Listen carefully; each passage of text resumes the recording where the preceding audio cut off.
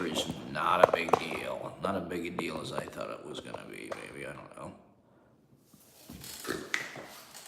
Happy birthday, America.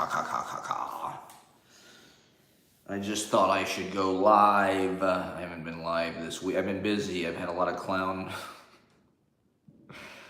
shows I've been doing. I crowd surfed. In the private curtain. I read. I had my big 4th of July spectacular yesterday. Thanks everybody who came out to that. So I did Friday, Saturday, Sunday, Monday, Tuesday, Wednesday, Friday, Saturday. So the only day off I had, I think, was Thursday. I was supposed to have a show Thursday. It got canceled because it was so hot. It's a heat wave in New York. It's crazy. Travis and Taylor just got married, and what a joke. How obnoxious, how tacky, how strange. I mean, what a weird, narcissistic, exhibitionistic, psychotic thing to do with this fucking, I think did Sly Stone get married at Madison Square Garden? And I think, did Tiny Tim get married at Madison? Who has gotten married at Madison Square Garden? I mean, it's just, I don't know, who has been married at Madison? Let's see. Sly Stone, and then, oh, good, Reverend Sun Young Moon and his cult got married there. Everyone who has gotten married at Madison Square Garden. Wow, very strange. So Tiny Tim, I guess, was not married in Madison Square Garden. So it's just love is everywhere in New York with those people climb the Empire State Building and want to talk about that. Those heroes, my God. I mean, I think culturally it's probably the best thing that's happened since the pandemic, maybe. Since Bo Burnham's inside. No, I'm just kidding. I did not see Bo Burnham's Inside, but a lot of people say it's a seminal work of the pandemic. I'm sure people saw this, right? These insanely hot Russian couple. They were born into like circus families and shit. You know, like they grew up, their parents were like acrobats and kind of traveling outsider people with good motor skills and balance and things. Back a little bit. Oh God! I mean, I did live stream my 4th of July spectacular last night. I got no likes. 0 likes for those keeping track. Not that it fucking matters. I'm beyond like. I'm above liking. You know, we're outside the duality of liking or not liking, okay? And that shit, that's just a metric. That's just a vanity metric. So, my God, what a crazy night it was. And so I planned this July 4th thing. I didn't think anyone was going to come to this. You know, like I really did not expect anybody to come. Gigs to me are like ceremonies. They're rituals. They have meaning. They're parties and they're like businesses too, but like it really is like a ritualistic meaning. It has meaning. It's like astrological. And so when Pete's, I don't know, I like doing these kind of holiday gigs. I played Pete's on Valentine's Day once. We played Bitter End on 4th of July once. Because everybody's out of town, so it's like it's easier to get those gigs. It's very low pressure. They're not on your ass to like bring in a bunch of people, even though it's Saturday night. I was able to get Saturday night at 7 p.m. It's like that's pretty prime slot. I was literally the only thing on the fucking bill. If you look at the sign out front, it literally just said Matt Proctor and then like World Cup games. So I could have done 5 hours. I mean, well.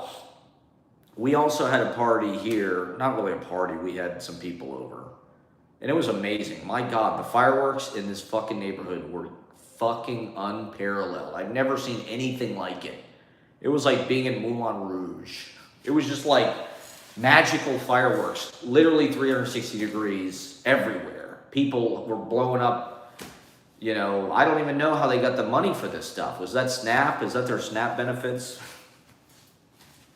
It's like, literally, we've got this rooftop deck here. It was unbelievable. It was just like bam, bam, bam, rat-tat-tat-tat. It was like being in Vietnam. If I had PTSD, I'd probably be freaking out, having psychotic flashbacks. But I mean, it was definitely like the most remarkable 4th of July environment I've probably been in. Because it was like off in the distance, you could see the Macy's, you know, the big time Hudson River fireworks, whatever. There were just fireworks everywhere. I've never seen anything like it.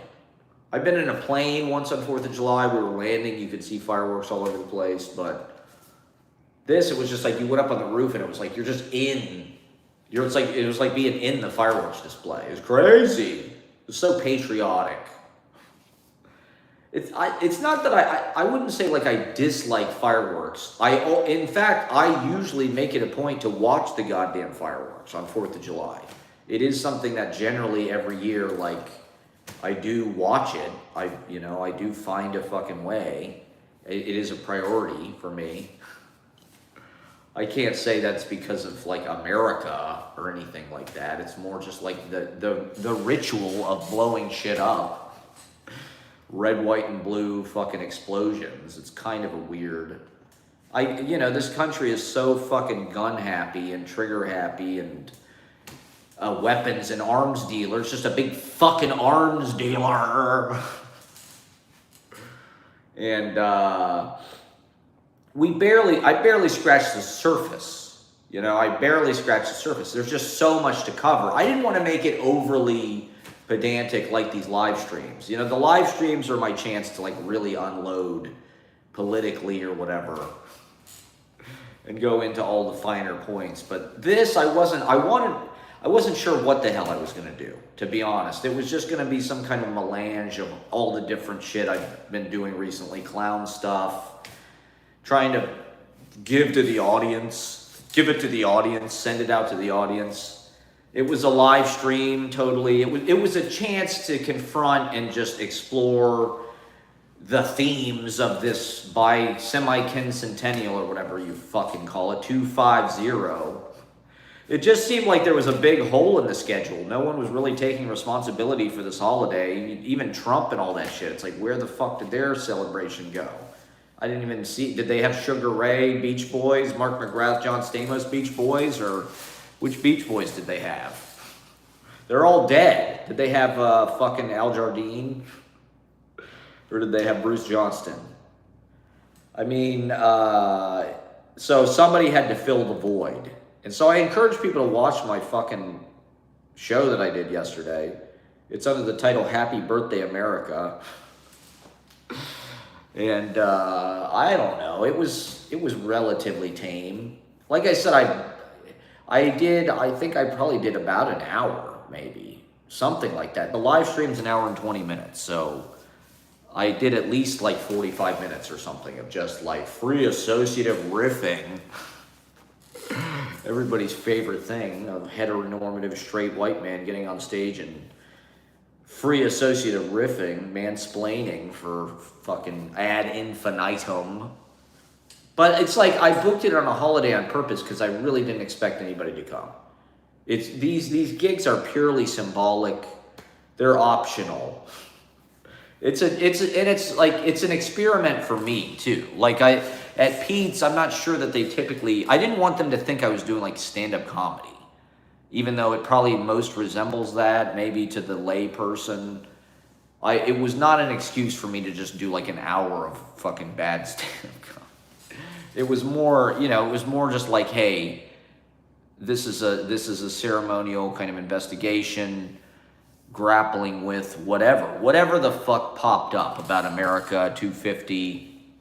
I mean, I touched on a lot of different things.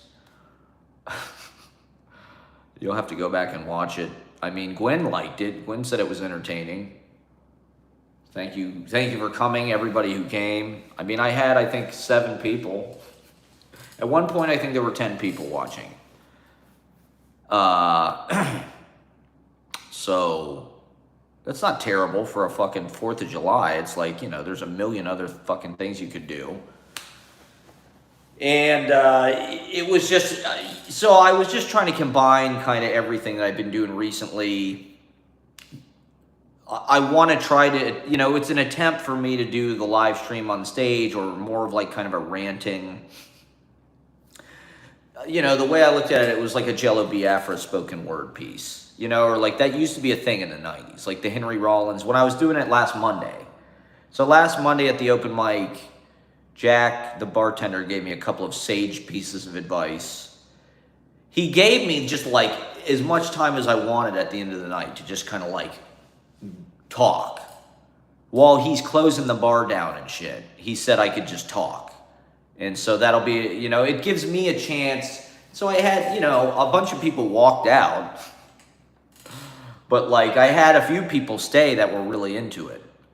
And this one guy was like, it's like Henry Rollins spoken words. I'm like, yeah, that's, you know, I like that as a form. I don't really know who practices that anymore.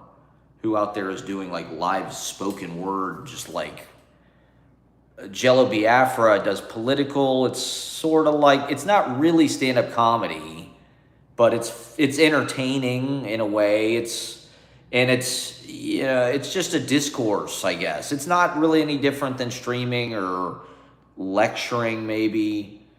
And so, I don't know. I felt it would be a symbolic, appropriate gesture to mark the 250 years and the Revolutionary War and shit like that. As a little kid, I was obsessed with the American Revolution. And I scratched on the like when you're doing this live stuff, you're kind of skipping along between a lot of different things.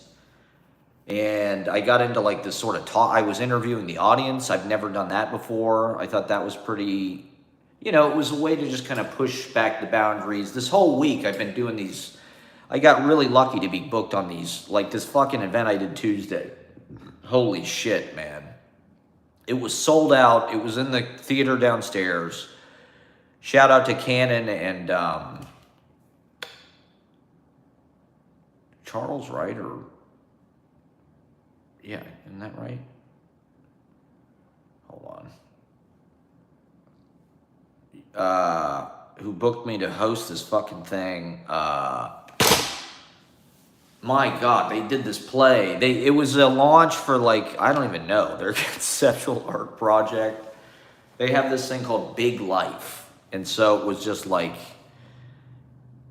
they made this unbelievable like pilot episode. And then they did a play at the end, which was like incredible. That was like the second episode of their series, Big Life. And so they had been to the open mic. They liked my style. I streamed it on my YouTube, but it's unlisted, and it's not necessarily mine to disseminate. They said they liked my janky live streams that I do for the open mic, and they wanted me to do a janky live stream of their event. So shout out. I mean, it was amazing. I've never been in front of a better audience. The audience was just like, it was sort of like easy mode. The audience was just going crazy for just anything. Everything was just like red meat. It was a lot different than an open mic audience. Let's just say that. I'm just so used to this Monday. It's not really an audience on Monday. You know, 60 to 70% of the people in the room are probably just waiting for their turn. And so they're nervous. They're not there to watch necessarily. They're thinking about what they're going to do. They're in their own head. They're stressing. They're drinking. They're making friends. They're mingling. And they hate me because, you know, I'm making them wait forever. I'm putting them further down on the list. So it's not the same really as being in front of some, like these, a lot of times these bigger audiences are actually easier because it's like they're really enthusiastic. They'll laugh at anything. They'll clap for anything. It was great. So it was, these people had all gone to college together. They went to Brown together. And so like it was, they were, you could tell they were already are all bonded and super good friends. And so I was just so honored to be invited. It was incredible. It was incredible. You know, it was just the whole night.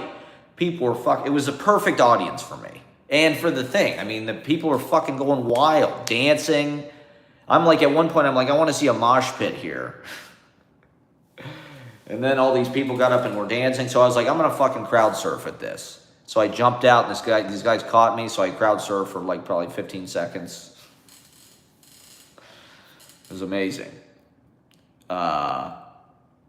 This lady came up to me afterwards, and she was like, it's amazing how you like shape the feeling of the room or something. And I guess that's a lot of my job, is kind of just like trying to cohere some kind of big positive energy, get everybody kind of on the same, you know, I don't want to overdo it. I don't try to, you know, like I don't have any like icebreaker kind of exercises and shit. I don't really warm up the audience in that way. I don't want to force people to react. If they don't want to react, then that's their choice. But I also am trying to, like, you know, send the energy kind of upwards and coagulate this kind of big positive cloud for everybody to, you know, so that, I don't know, that was just it was like a new frontier for me. It was a new, you know, it's like, okay, it went well. It was a great experience. It seemed to have worked. I got paid. And then Wednesday we did the Idiots Hour. That was fucking packed. Thank you to Glenn Blurton, Father Glenn, for inviting me to, I was just his accompanist on the organ. I was just meant to kind of, so the idea is like we're setting up like mega churches. And we're out front of Baker Falls beforehand, and Gwen shows me this video, and it's fucking Rod Parsley from the World Harvest Church. I'm like, it's like a YouTube video that she was looking at for inspiration. I'm like, oh my God, that's Columbus, Ohio. Like, I know this world, like, pretty well.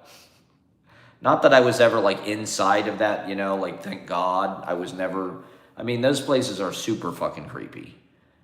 And they want a kind of vacuous constituency. They want people that are kind of like just hollowed out on the inside, drug addicts, whatever. And cult like World Harvest Church. And so I'm like, Jesus Christ, like I know it well. You know, we were, like I said, we were always outside of that, but, you know, that guy was a local celebrity in Columbus, Ohio, growing up. World Harvest Church was, like, pretty big thing. And it was just, you know, it was like Joel Osteen. He was like the Joel Osteen of Columbus, Ohio, or something, of that era. It was way before that. You know, this was like the 80s, 90s, 2000s. But it's all just like, you know, these churches where they do all the fucking like crazy, you know, like speaking in tongues and like weird dancing and shit. It's like, that's right up my alley. It's perfect for clown. It just makes perfect sense. Because it's just people like kind of whipping themselves into this frenzy. It's almost like wrestling. There is like something evangelical about being possessed by the Spirit, having like God move through you and shit like that. Like it's like that scene in Blues Brothers, you know, James Brown. And they're all like doing backflips and cartwheels and back handsprings and shit. Like, I believe in that. I think that's what like a lot of music is. A lot of the secular music on the radio is like church music that's just been reoriented towards some kind of pop subject matter. Things like Wilson Pickett or fucking Shout, you know, the Isley Brothers, that's totally just like, that could totally be like some kind of evangelical church song or something. And I think probably in this country anyway, maybe everywhere, but it's like all of that music kind of comes out of the church or something. And, but it's also just, it's a place of like abandon, these kind of like, seeing grown adults just like kind of be goofy and roll around on the floor and like, you know, you put your hand on their head and they... It's just kind of, it's ripe with comedic possibility for clown world. And so it was amazing. I haven't been to the Idiot's Hour since it was at Sesh Comedy, the time that I did it last June. It's unbelievable, this operation, this clown infrastructure. They have a fucking live stream, like, they have a dedicated person that, like, does it. Running around the room with, like, a receiver, and they're getting a feed from the board, and they've got, like, live titles with, like, the names of the acts and shit, with, like, their branding. It's really way higher production than Monday night. Monday night is like strictly a one-man operation, and it's janky. It's meant to be just like as no budget as possible. And I don't know, I'd love to have like somebody running around with some kind of fucking like receiver or camera with Easy Paradise logos and shit between the titles. Maybe I should work on that.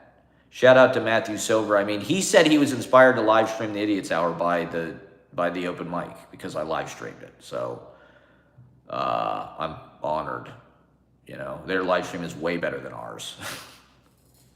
It definitely kicks the shit out of the Monday live stream is like, now that it's back in the Red Room, it's a little better, but that big theater space, I've talked about this before, but YouTube just fucking kills the fucking audio. It's, and so the audio for this fucking thing on Tuesday, I thought there was no audio. I thought I had fucked up with the Bluetooth or something and I like didn't record any audio, but turns out my receiver was just still connected. And so it was just sending out to nothing rather than from the phone speaker.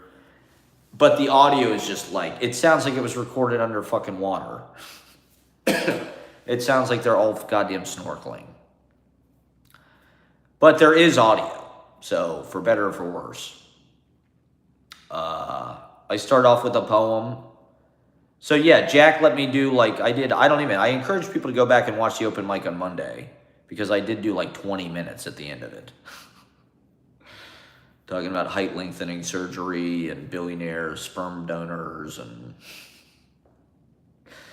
so this has been a week. It's the Strawberry Moon, and it's like now it's the time that like we're supposed to reap what we sow and shit like this. And I've been working on this for a long time. I've been trying to realize this dream of running my fucking mouth on stage with no talent. No music, no not a whole lot of pre-planned stuff. It was all pretty much flying by the seat of my pants. I knew, earlier in the day, I went through my notebooks to just see, because I'm like, I don't have a guitar. Kuzu Daddy wasn't going to come, so like I knew I wasn't going to be able to get a guitar probably. And it would have been nice. I would have liked to have played a little music, to be honest. I would have liked to have played Numerical America and maybe a couple other songs just for,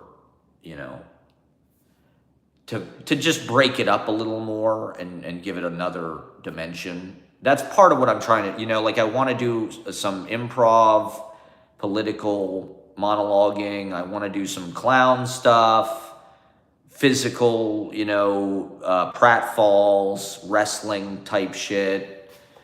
I want to do some pro wrestling, promo type moments. I had some nice moments about kicking, Vietnam's ass or something. I don't remember, where I was sort of like in pro wrestling mode.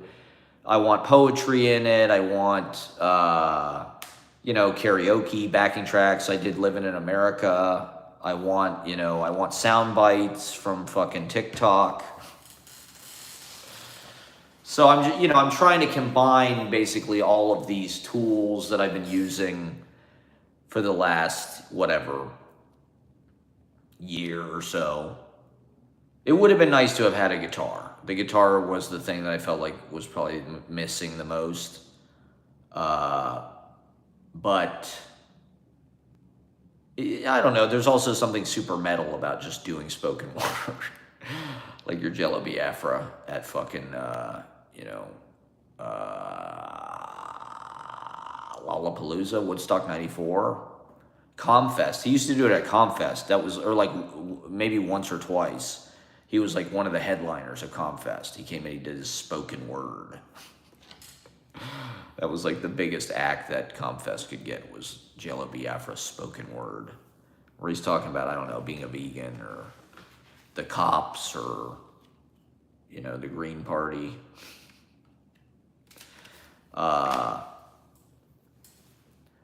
So it was like, I felt and then I did a whole talk show thing where I like interviewed the audience. Marie Christine was talking about, I thought we got some good points made.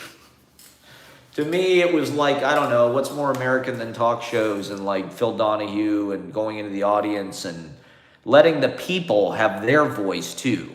You know, it's not like, it's America. It's not just about me sort of telling, you pontificating. It's like, it's a dialogue. Everybody gets a turn at the microphone. Everybody gets their 2 cents, ideally. I mean, I got, you know, probably 75 cents. They got about 2 cents each, but I don't know. I can't say people were like blown away by it. It was crazy. I looked like a hobo. I wore my Bernie shirt. It was the most symbolic clothing I could find. And like I said, I didn't think anybody was going to come to this. I literally thought it was going to be, the last time I did this, I did a show at Pete's Candy Store last April around the Masters. I don't know if people remember that, my golf team van show. They're just sort of like improvised one-person shows. And golf team van, I think 4 people showed up. I'm pretty sure Ben Callahan was there, Jason T. Cucker, Ashley, and Franz. I think that was it. That's about what I expected for this. I was like, I really don't think more than 5. I was thinking if I got 10 people, it'd be like, wow. Because it's 4th of July. There's a million other fucking things to do. It's fucking 98 degrees outside. It's a heat wave. Fucking the hottest people on earth are climbing the Empire State. I mean, how romantic was that? New York is Magic City right now. It's just the Knicks, Mamdani, open mic culture, you know, all these events and stuff. And then now these fucking people climbing the Empire State Building. I mean, what a beautiful image. It was sort of like a reverse 9/11. It was like the opposite of 9/11. It was like, let's do something really beautiful in the sky with a skyscraper. That the whole, it was like they were Spider-Man or something. You know, it's like they have there's tons of people that do this on social media. It's fucking crazy. They like free climb the Burj Khalifa, these giant, you know, super talls. It's like totally nuts. They don't have fucking harnesses or carabiners or anything. They're just like free balling the fucking, and they have GoPros and shit. So it's like these people already had 1 million goddamn Instagram followers or something. It's like they've done this before. It's just the Empire State Building is this iconic kind of high visibility, high media, high camera-centric area. And so it really was this, I thought, you know, in a landscape of negativity, despair, doom and gloom, doom scrolling, even the radical punk politics is all super nihilistic and right-wing, and, you know, it was nice. You know, it was a little Banksy. It was a little like, I don't know, guerrilla street art. Not that that's bad, but I just thought it was an incredibly beautiful image, inspiring. You know, thank God these fucking people, like, he proposed to her up there. You know, they beat the law. They transcended, you know, the fucking law. And like, yeah, they're going to get the book thrown at them maybe, but I think the public is on their side, definitely. You know, it was sort of the antithesis of the fucking Taylor and Travis. Like, how narcissistic. Like, let's do our wedding in this giant public iconic venue and block off, you know, like the entire section of town that it's in, so no normal people can get through, no normal people are invited. It's just purely like this black hole of narcissistic celebrity, superiority complex where it's like, oh, let's get all our fancy friends, Paul McCartney, Jason Sudeikis, Lena Dunham, whoever. It was like the VMAs or something. It's like, I thought it was, shouldn't it be like sort of this humble exchange between two people? Like, your wedding should be like, I don't know. The idea that weddings are, I know I said everything about events and ceremonies and rituals, and I was a wedding DJ and MC and shit, but like, I don't know. I think having a really big wedding is sort of like, I guess it's your chance to do that. You might as well do it once. Why the hell not? I guess it's fun. Do you need an excuse to throw a party? That's not a bad one. God damn, I've only been talking for 30 minutes. I thought for sure I'd been going on for like 50 minutes by now. Fuck. So yeah, Taylor and Travis, let's have our wedding in this big cave that no normies are allowed in. They're arena people. Their egos are arena sized. Like he's a Kansas. That's their whole attraction. Is like they think that they're like peers of each other. It's like he's got his money, she's got hers. He's 6'5", she's whatever 5'11", so she can wear heels and still feel like a little girl. He gets to win the fucking Super Bowl. He's won it 3 times or whatever in giant arenas. He has that sort of scale. She plays arenas. She sells out these fucking arenas. She needs to date she can't date a fucking open mic host. She's got to date somebody who's on her level. So, I guess it makes sense that they would have their fucking wedding in an arena, but it seems to be about that. Seems that they're just addicted to being seen by shitloads of people. And they're emblematic of just like the banality and the tackiness of our culture right now. Like Travis and Taylor are just so fucking corny and like middle American and they're like white Republicans. They're like Fox News dad people. And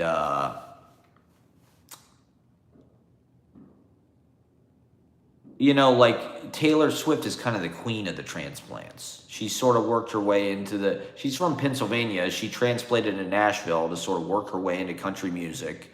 Then she pivoted to sort of like MTV pop idol status. And her whole Welcome to New York album is like the transplant anthem, I feel like. This Welcome to New York, it's been waiting for you. It's just for you, white people from Tennessee or white people from Texas or white people from wherever the fuck, Pennsylvania, Ohio. It's been waiting for you to just come along and turn it into a, big Target, Trader Joe's, Equinox, Chipotle,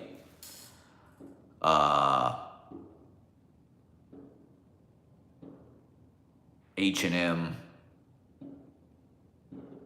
Sephora.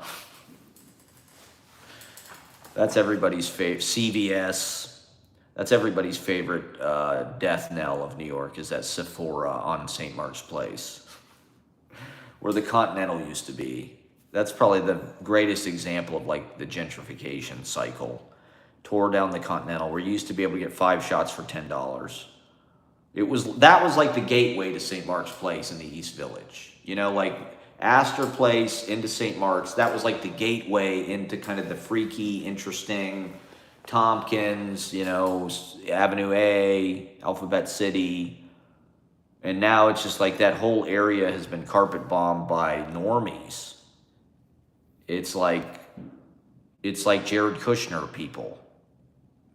It's like Carly Kloss and that other Kushner and people of their ilk, just preppy white people from all over, frat people in the East Village. It's crazy because you can see the like old kind of punk tarnish kind of wear off, and it's being covered up by just like this kind of comfortable mall for, people with rich parents who use fake tan and fucking shit like that, orange tan, I'm surprised there hasn't been an influx of tanning salons in the East Village. How is there not way more tanning beds? And welcome to New York. It's been waiting for you. East Village, Avenue D, Chinatown, you name it, Brownsville. It's been waiting for you, white people. Flatbush, welcome to New York. Take it, it's yours, colonizers. You did it before, you'll do it again. You just go white flight, white return.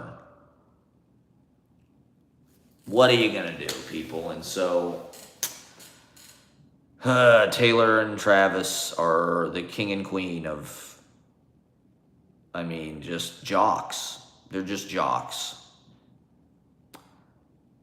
They're not performance artists. They're not queer.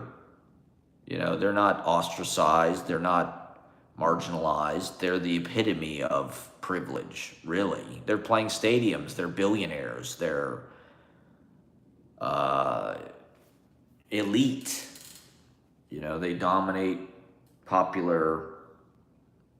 They're like the billionaire 1% of the entertainment celebrity complex. The influencers, the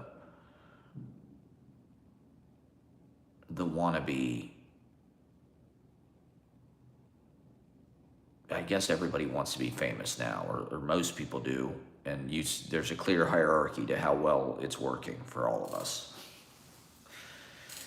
So I had to do something that was, it's a festival of the arts in New York right now. It's a feast. Everybody's doing gigs. People are climbing fucking the Empire State Building and falling in love. They're getting married in arenas. There's fireworks going off everywhere. A snap, crackle, pop. People are live streaming it all. Let me smoke some more weed. What do you say? What do you hear? What do you say?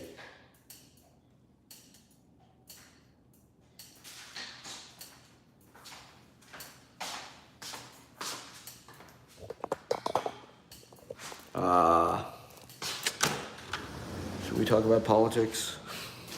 Let me talk more about the 4th of July, because, to be honest, I didn't really even get to a lot of fucking the real subject matter. When you do these, oh shit, is it raining? Oops, I think it's raining. Oops, okay,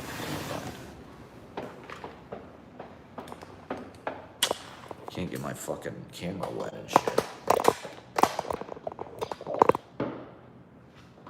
More fireworks. People in this fucking neighborhood are just fireworks happy, man. I don't know, is that a cultural thing? I suppose it is.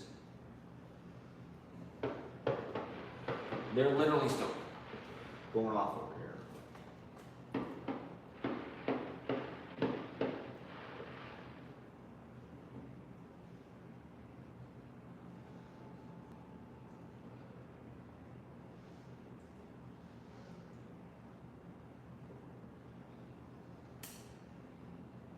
So it's America's Pluto return. That's what 250 years is.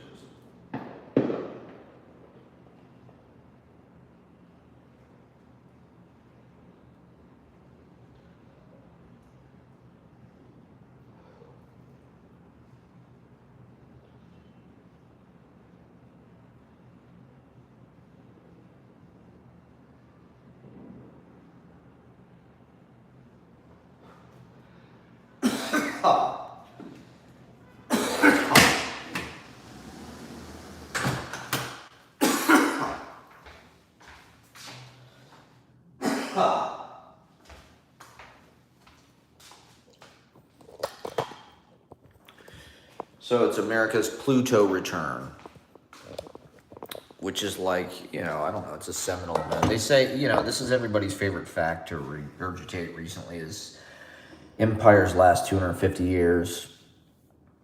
America, your time is up. People want to see you fail. Trump is clearly playing into that narrative. I don't know. America's kind of too big to fail, to coin a phrase.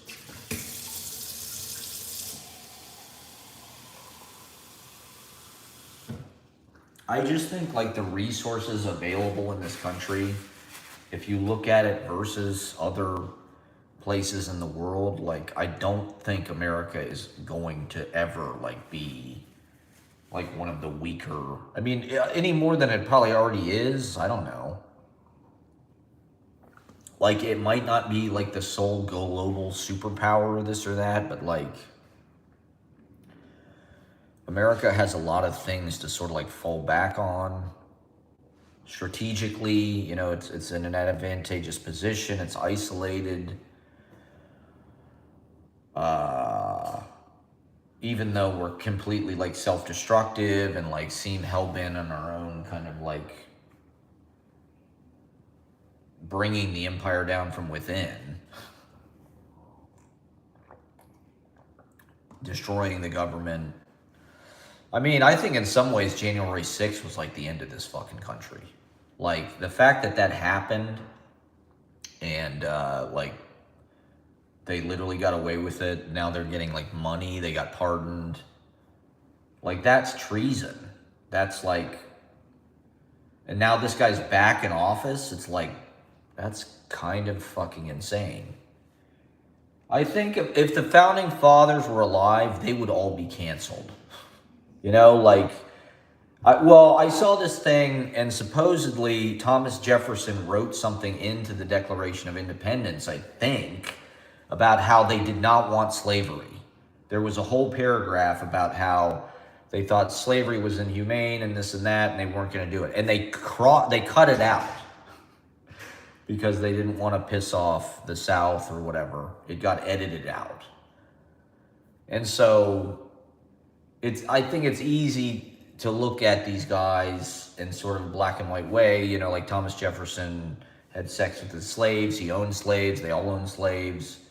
Thomas Jefferson had children with his slaves. It's not a good look. It's really, you know, in present context, pretty fucked up. So he would totally be canceled. That's worse than Louis C.K. Louis C.K., did he knock up any of his slaves? I think he just jacked off in front of them. And I think he even, like, you know, told him he was going to do it. He sort of got, I don't know if he got consent, but like he did give them warning, I think. I don't know. Not that I'm justifying it. Like I do not like Louis C.K. I hate to say it. Like that is kind of the way, I don't know. He's chosen to ally himself with like all of these douchebag podcasters and like Woody Allen and shit. And it's just like, I don't know. I think he's kind of gross. And I don't know. I don't like his like man baby comedy. I did like the Louis show, but I don't know. He just had some special come out or something. Ridiculous. Louis C.K., I think it's a Netflix special. Which I thought he released all that shit himself. I thought he just like released his shit through his website or something, but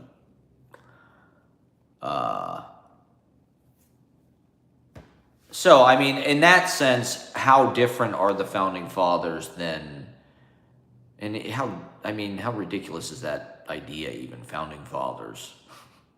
How different are they than these guys we got now, really? I mean, these guys we got now are sort of like pseudo geniuses or something, you know, like the founding fathers, at least the propaganda that I believed growing up was like, you know, Thomas Jefferson was kind of a fucking genius, polymath. He knew how to do all this shit. He designed his own house. He designed the University of Virginia campus, which is supposed to be one of the most beautiful campuses. You know, he wrote the fucking Declaration of Independence, which is pretty elegant, you know, piece of fucking writing. You know, he had a lot of different facets and interests, and a lot of those guys were like Renaissance man types. Benjamin Franklin, like invented the post office and electricity. Is that possible? Is it possible that Benjamin Franklin actually discovered like electricity? Because he tied a key to a kite or something, right? Is that bullshit? Is that some kind of Disney bullshit? Did he buy that story? Did somebody else actually come up with that idea and Benjamin Franklin was just like, fuck off, it's mine now? Or is that true? Benjamin Franklin was actually that fucking much of a genius that like, he invented all this shit, and he was a part of the fucking founding of this country and this and that. That's the sense that you get with the hagiography and the kind of reverence that we were taught to have for these people growing up. George Washington, they wanted him to sort of be king. He said no. They wanted him to be president for life. He said no. I'm going to go back to Virginia and have my barber bleed me. Bleed the pneumonia out of me. And I don't know. It's all bullshit. What would Todd Stormer say, or whatever the fuck that guy's name is?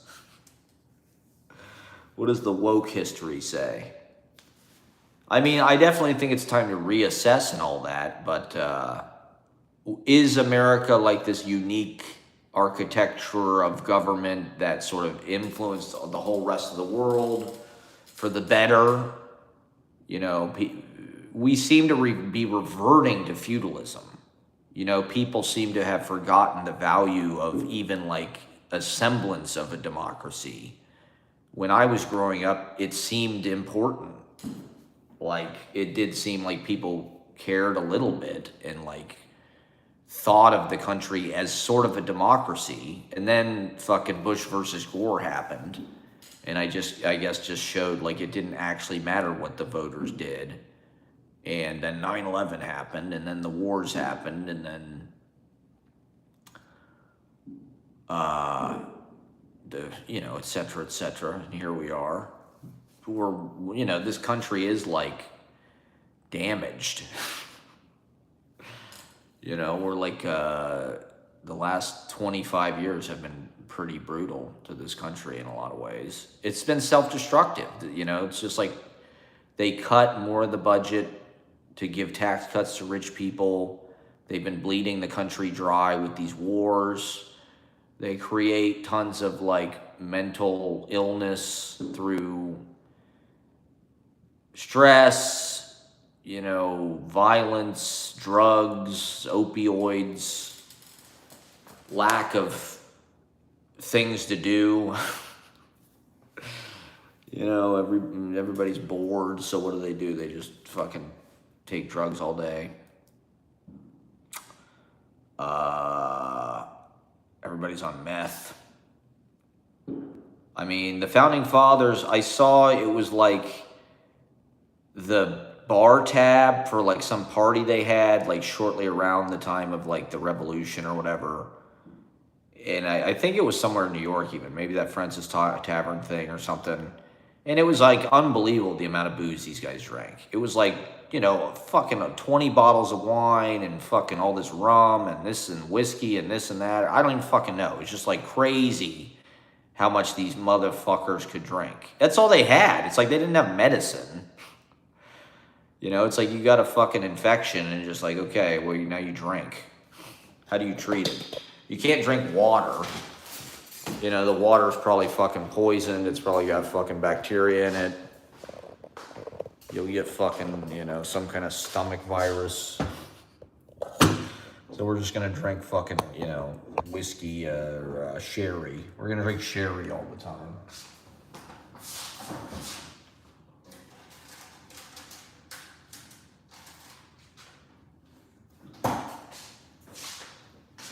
No wonder George Washington didn't have any fucking keys. They were drinking hard cider. I mean, they were all like brewers and shit. Samuel Adams. There's a beer named after him, Samuel Adams. Now that's a patriot right there.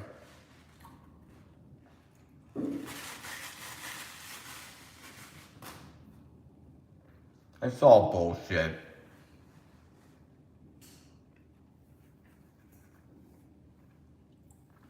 I mean, growing up, I think I was like sort of obsessed with like the identity of like being an American. It's more like conceptual because this country is stolen and it is sort of just like a tabula rasa almost in a way. It's not like Europe where there's literally thousands and thousands of years of development of like one culture in one region. People are really tied to the land. Their lineage goes back. They might have lived in the same village for like centuries or something. America, it's like, it's rare to know beyond like who the fuck your grandparents are, like where you came from or what the real story is. They change your name. And you know, growing up in Columbus, Ohio, most of the fucking past has been ripped away. They, you know, with urban renewal and shit like that, they just tore out the fucking city. All of the downtown, all of the walkability. They put a freeway there. You know, they ripped up a street. They had a streetcar in Columbus, Ohio until like, I don't know, the fucking 30s or something. They ripped it up, just like Who Framed Roger Rabbit. And everything is a freeway. Everything is like 315 to 71 to 670 to 270 to 33 to fucking 23 to... It's like, Jesus Christ.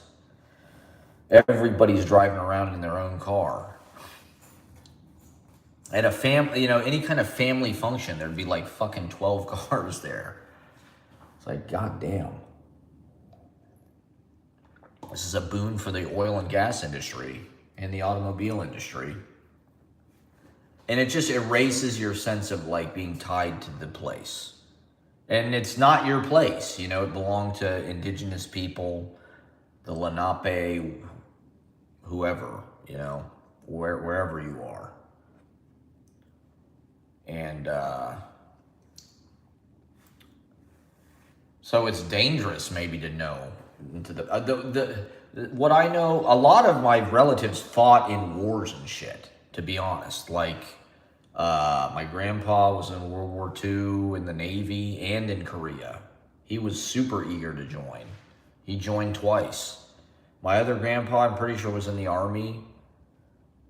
I think he went to Europe. He went to Paris and Germany and shit, I think.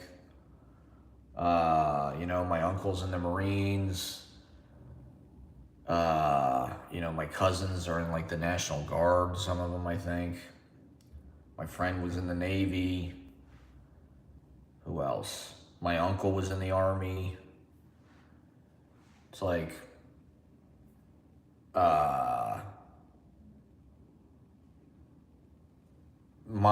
supposedly my great whatever fought in the Revolutionary War alongside this guy Israel Putnam. Israel Putnam was I had this video game, Liberty or Death, which was a Revolutionary War Super Nintendo game. And Israel Putnam was like one of the characters. And so Matthews, one of the Matthews, way back in the day, actually fought to found this fucking country and make it happen. They fought in the Revolutionary War. And for that, they got a piece of land in the Northwest Territory. Right after the Revolutionary War, right, that's when, like, they expanded this enterprise. And so that's when, like, Ohio and shit got founded. I think Ohio was founded in 1803, maybe. That was, like, the year that it officially became a state. But, you know, in order to pay the soldiers from, like, who fought in the Revolution, they gave them, like, pieces of land out there. I think Ohio University was founded around that time. My mom's dad, my mom's grandpa, I guess, my mom's dad's dad went to OU. I think he was on the wrestling team. And so when I went to OU, it's like they sent me like his picture and shit like that. Because they lived in Southeast Ohio. That's where their land was. The land that they got from the Revolutionary War was like in Meigs County or something, near Athens. It was like on the Ohio River, near Marietta, near all of that. And so they, I think for like, however long, 130 years, that family, our family just lived on this fucking land, like in Southeast Ohio, that they got in the fucking Revolutionary War. And I should have talked about this yesterday. I went into it briefly, but then I kind of ricocheted into a different topic.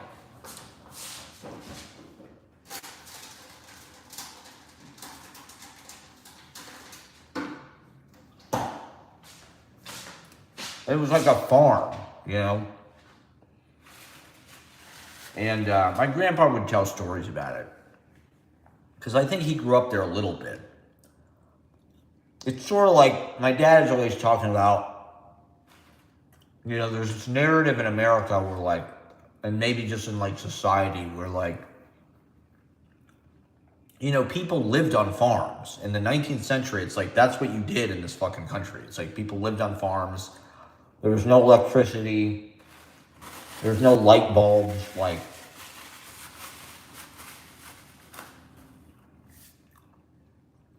most of the city was like the country. People don't really live in like cities that much. There was a little bit of that too, but it was like, and then World War I happened. And so all the people from the country like were processed through these cities. They fought in the war. They went to Paris. They went here. They went there. There's a song, How You Gonna Keep Them Down on the Farm?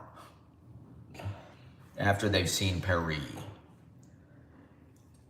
And so it was like, all of a sudden there's this like migration into cities, into manufacturing, into, industrial jobs.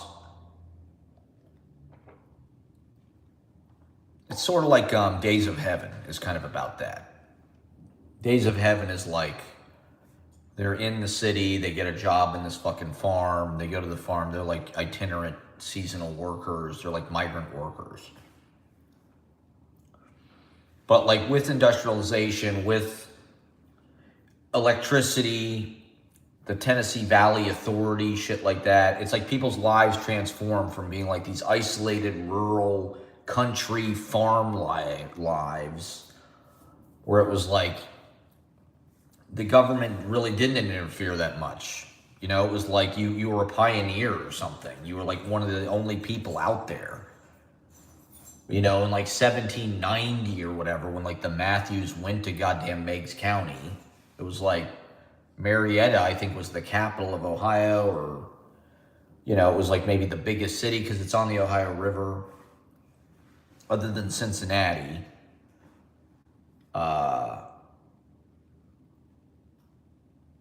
But I don't even know when Cincinnati sort of like was in its prime.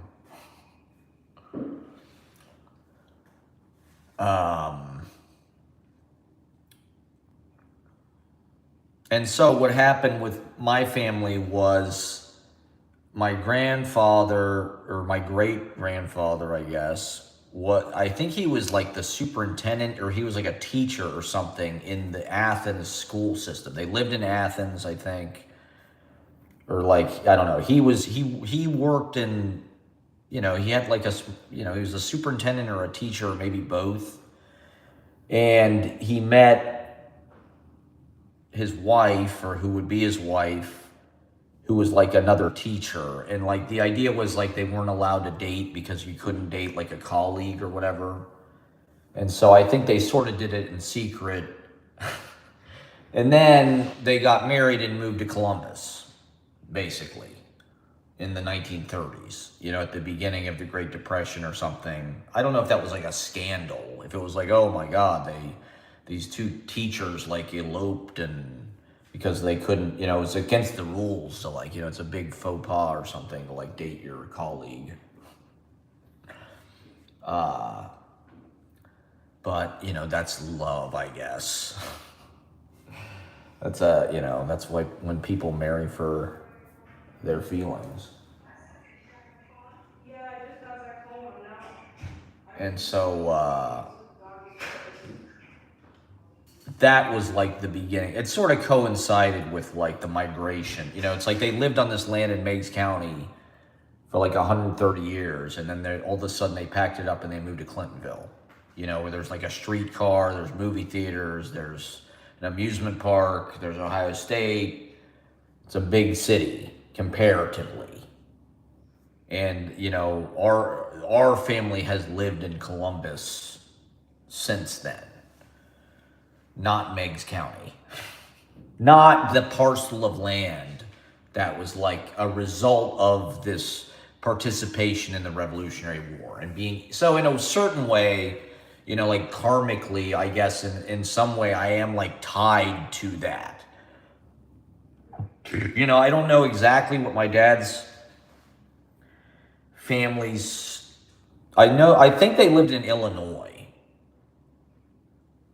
I think the Proctors lived in Illinois until World War One. My understanding of it was, I think my dad's grandpa or something got drafted or something, joined the army in World War One, and so they went to Chillicothe because there's some kind of fucking army base there, Camp Lucas or some shit. And I think that's where they got like their training and shit. And after the war, I think they just ended up kind of settling there or something after World War One. And my dad's grandma, who he lived with, she lived on her husband's World War One pension. He got like a check every month for fighting in the fucking war. Ooh, shit. And they lived on that. They owned their house in Chillicothe, and like, they would get checks from the government because they participated in World War One. And, you know, so I guess in some ways my family history is like entwined with American military. I maybe in a certain way, if you live in this country, it can't not be. I don't know. It's just like it's such a huge part of our culture and our economy and our budget. And so it's just like that's where the jobs are. I mean, particularly for like poor people or, you know, people who can't get out of it. It's raining out there. Should I turn on my other? And so, yeah, like I do feel like weirdly, I was, as a little kid, I was obsessed with the American Revolution and the Founding Fathers and all that shit. And, you know, in some ways, like, because it's the country's Pluto return, you know, our family was in on that. The Matthews, they fought in the fucking war, for better or for worse. And so whatever's coming back around has something to do with us, I guess. What this here, fuck. Just can't get enough of these donuts. I'm just talking about patriotic. And so, I don't know. I think America has some good ideas. It's just like they're all going out the window because no one gives a fuck. They just, you know, certainly America has bad karma. And it's got to pay. But, you know, I think part of the concept of America is it's like a container. It's just like a cistern. It's just like it receives in theory. It belongs to everybody because the principles are equality, even though the language of the Constitution is outdated and gendered and biased. But the concept of equality, the concept of just like democracy, everybody gets to participate. You know, I think America can be a place that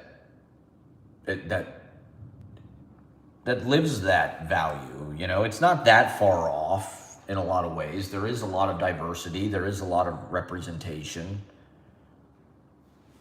Like, I think America actually has more harmony racially and culturally. That sounds crazy, but like, it's taken a long time, but, cultures sort of assimilate. I mean, maybe it's just because I live in New York, but it's like in New York, it's just like everybody lives together, everybody's mixed together, and like, like I saw this thing on Twitter today.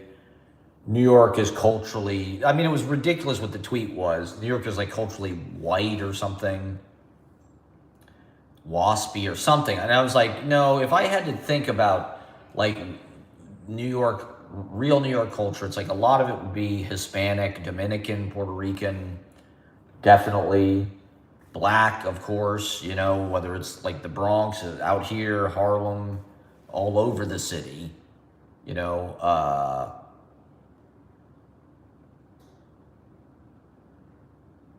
Jewish, definitely, like that's a big part of the city is like Jewish culture, Jewish people.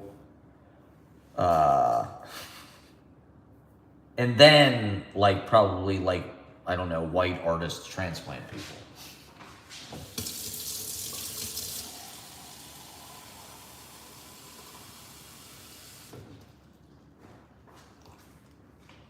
Like hip hop, sports, like as we saw with the Knicks game, it's like that stuff is a big part of New York culture. Like to say that New York is like culturally white is like completely absurd.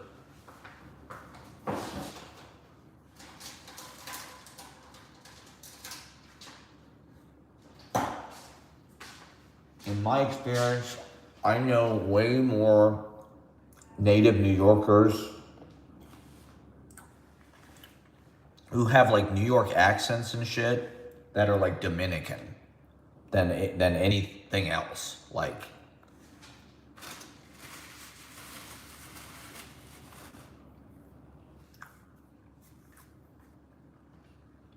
Dominican, Puerto Rican, a lot of these guys have like braided hair and shit,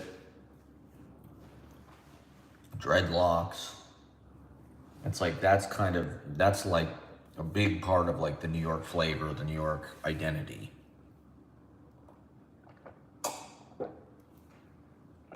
That like those are the people that feel like they were born here, or like have lived here their whole lives.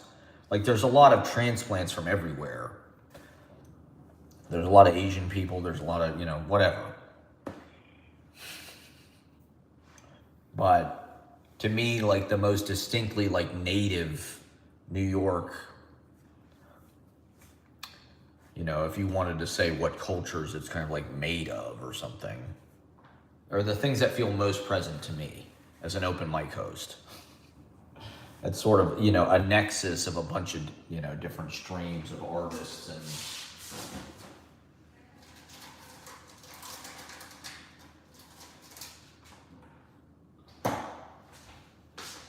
you can usually tell the people that are from New York. There is still like a New York accent. Maybe it's not quite the same as it was, but like a lot of my friends at the open mic like have kind of like a New York accent.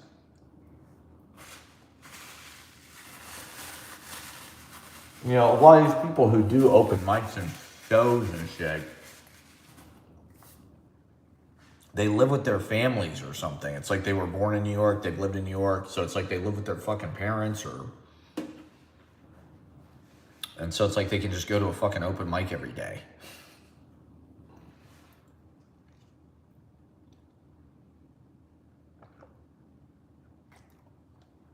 More power to them. It's the open mic revolution. What could be more American than that? I think if George Washington was alive, he'd be at the open mic. Thomas Jefferson would definitely be at the open mic. Thomas Jefferson would probably be writing slam poetry, be trying to get some of that brown sugar. He's into that. Good for him. He's a genius. He's Thomas Jefferson. Yeah. Oh man, you bastard. Okay, what else? What else do I need to What's new in Washington, D.C.?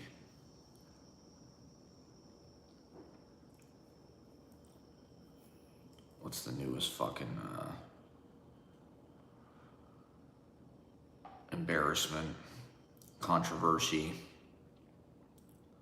Well, now we're on the subject of America, the 250th. Let's see here. Okay, I'm just checking my story views, of course. What else is there in life but people looking at your story? I mean, the poster that I shared for my event got a surprisingly big response. Like, usually when you share a flyer for your own show that you're trying to get people to come to, Instagram buries it, nobody sees it, and so I made this poster that had Damon Zex on it. I would have painted my face, but I painted it on Monday, and I got like, my nose got like kind of like a big, you know, like kind of scab on it from being dehydrated. So I didn't really want to go all in on the face paint again. But it was sort of a Damon Zex tribute, great American, First Amendment warrior, R.I.P. It was Damon Zex tribute week. So I did like a Damon Zex tribute like Sunday, Monday. It was all sort of a Damon Zex tribute. So this week has just been a festival of performances. The clown show, the open mic, the Big Life event, the other clown show, and the 2-night stand at Pete's. I did Pete's back to back, Friday and Saturday. You know, because there was just a lot to say about America, and we're still doing it. Now we're doing this. This is extending the Festival of the Arts. Thank you, whoever's watching. Is it Bruce Halliday? Is it Adam S.? People are out boating and shit, probably. I don't know what they're doing. They're out celebrating America. They're blowing shit up. They're shooting their guns. What the hell was I just talking about? Let's see, 72 minutes. I think it's time to smoke real fast. Smoke break, everybody. Oh God, it's raining. Yeah, it's been raining like on and off it's been extremely hot for like the last week.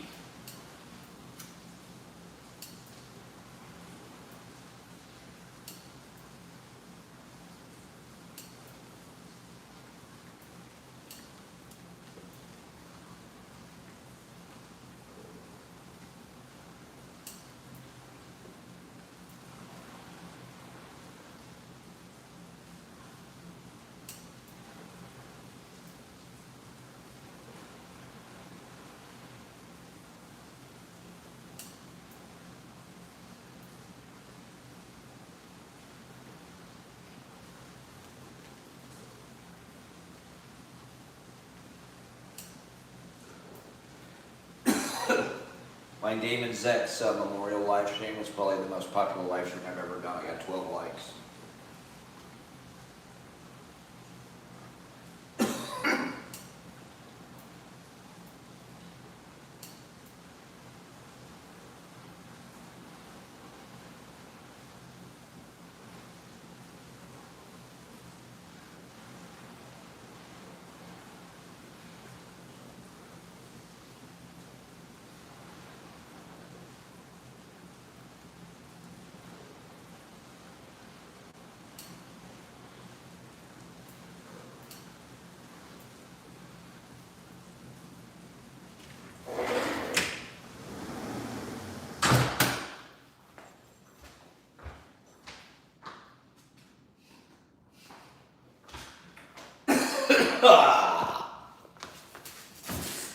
Yeah, my Damon Zex memorial live stream got the most likes I think I've ever gotten on a live stream. 12 likes, 124 views, which is pretty good for my my phone thing. Whereas my Live America 250th has gotten 0 likes. I mean, I was like screaming a lot. Like I said, I really did not expect anybody to show up, and I think I got the job done. I basically did what I wanted to do. I read this. I wanted to read this poem. It's kind of a longer piece. You know, it's about like my family and things. It was, I guess it's sort of dark maybe, but I don't know. It was like, I don't know. It just felt like the occasion has this kind of like implicit, I don't know, darkness in it. America's birthday, 250, and especially with everything that's going on, it just feels like time for like some kind of serious autopsy or something. And you know, when I pick the things that I read, it's because it's something that I want to recognize, something that I want to kind of iterate and make visible to the world outside of my notebook. And so, I mean, I've been writing a lot over the last month, actually, and it's all like, I don't know. There's varying degrees of, it's very truthful, let's just say that. It's very sincere. And so, you know, I found these pieces that I was like, okay, I can read this. This will be like the music. You know, like my poetry is sort of like music. It's like a concert. It's an ear concert. And I didn't have a guitar. I feel like if I was meant to have played a guitar at the thing, somehow a guitar would have come to me. But it was not meant to be, and so I just read my poetry, and it was good. I think it was sort of a realization of things that I've been doing for a long time, but like doing it in a venue, doing it with some kind of audience. You know, it's not necessarily about being liked. It's about exposing people to different possibilities and just having thoughts kind of glance off their brain, things maybe they didn't consider, trying to touch different parts of experience, different parts of different notes on the keyboard, and get people thinking, you know, get them, you know, okay, so I've been watching TikTok astrologers all day. They've been giving me fantastic advice. And thank you to all my TikTok astrologers. Well, one thing they were saying was it's sort of about expanding people's brain waves. You know, I do think that like with the open mic, and that's my job, is like I'm trying to get people, I don't know, just expand people's consciousness, for lack of a better term. And you know, getting people in a room and energetically guiding them, opening them up to, I don't know, more complicated techniques, or, okay, like for instance, when I lived with Kuzu Daddy, he told me that one of his doctors told him that like the blood flow to his brain had increased like 30%.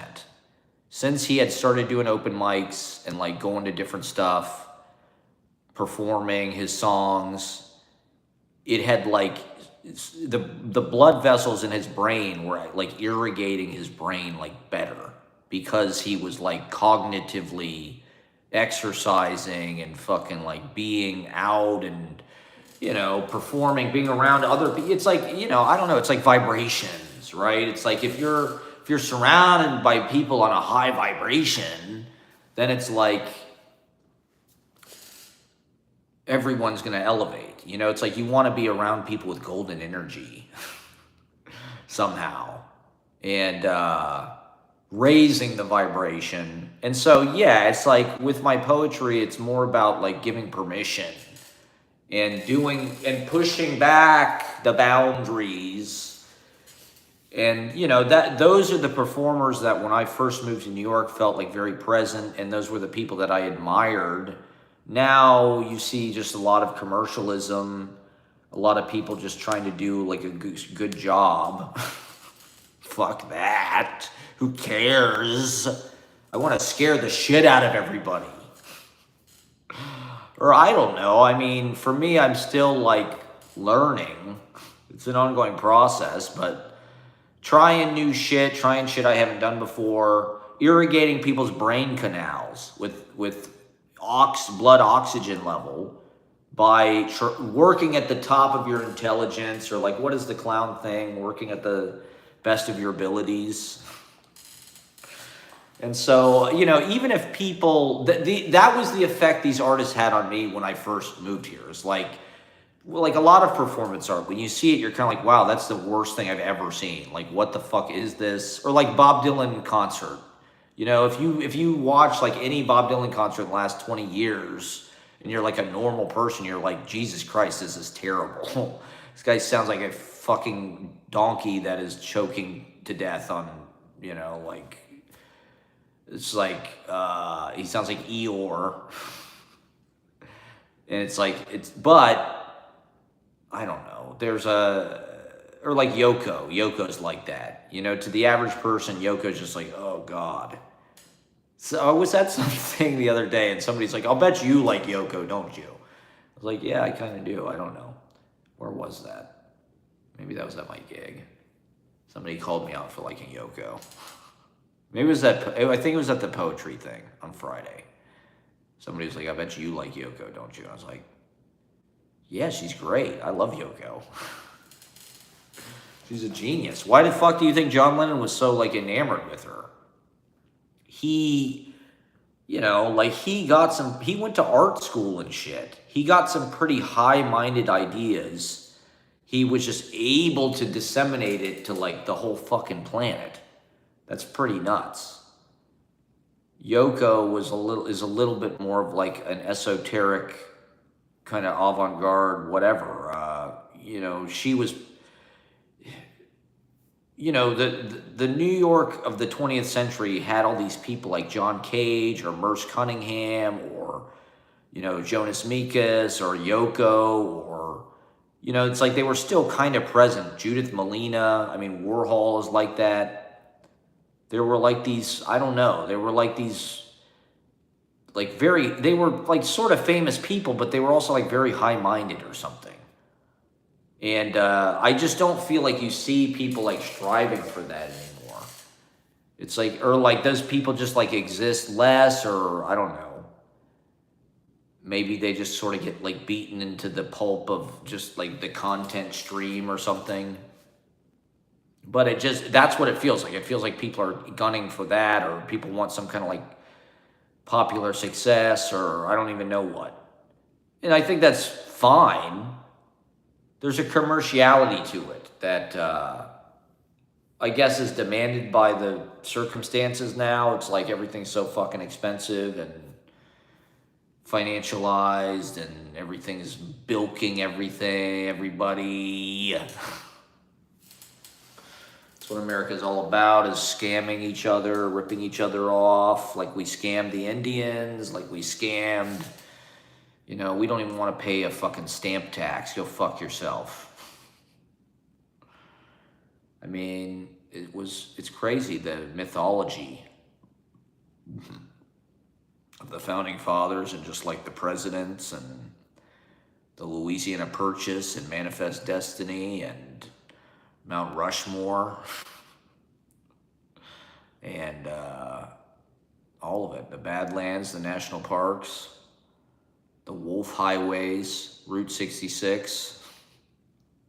I mean, America is like as great a collection of like a landscape as you could possibly. It's as, pound for pound, just like the build, the resources, the position of America is number one on planet Earth, I think. I don't think there is another location that is as resource rich, strategically advantageous, climate variety. You know, like America has deserts, it's got mountains, it's got fruited plains, Purple's Mountain Majesties, you know, Great Plains, you know, the Alleghenies, got New England, Appalachia,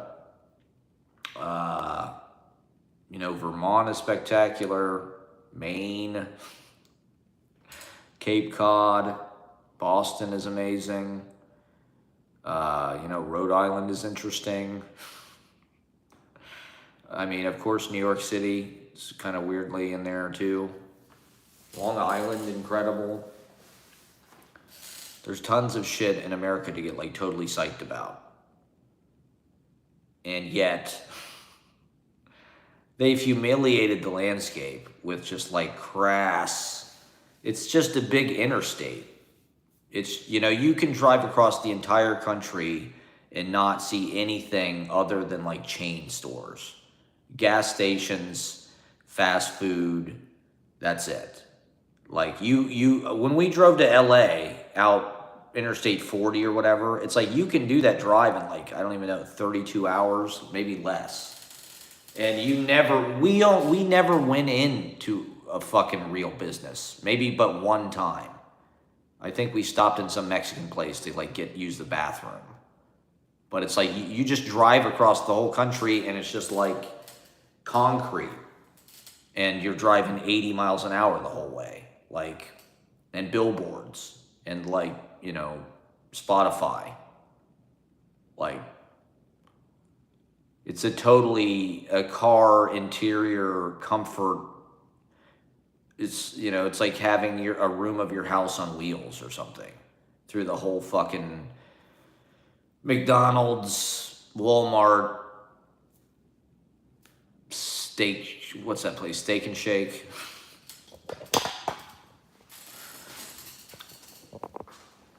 And or you just fly over. You just fly into different fucking airports. How fun is that? Well, my friend was telling me they went to Tulsa. He's from Europe. He's from Italy. He's this art collector or something. And he's like, he went to Tulsa, I think, for like work or something. He said they wouldn't let you in the Art Deco buildings. You can't go inside the Art Deco buildings and like look around. You could just look at them from the outside. And he said that people looked at him like he was a freak because he walked everywhere. The people in the hotel thought he was nuts. They looked at him like, oh my God, it's that guy that walks everywhere. What the fuck? He's like, you just can't do it. In Tulsa, you can't do it. It's hot. You know, it's a sprawl.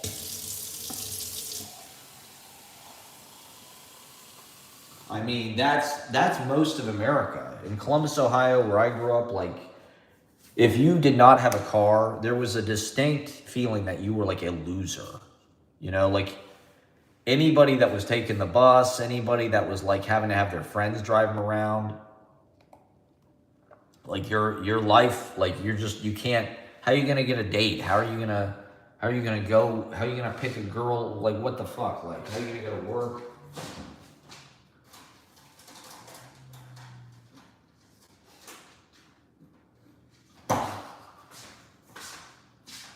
In New York, it's like, nobody has a license.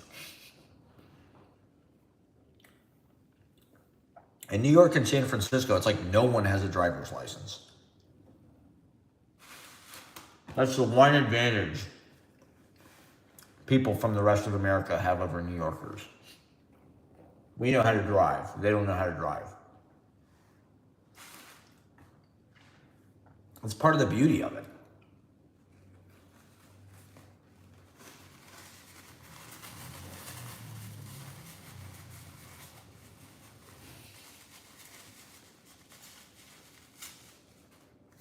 It's like you're just here, you walk everywhere.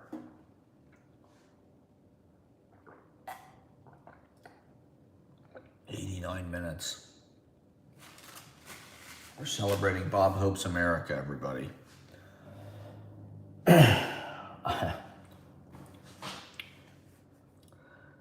And I don't know, we're gonna see. Who knows how much longer it'll last? Probably not much longer. They're kind of wrapping it up, I think.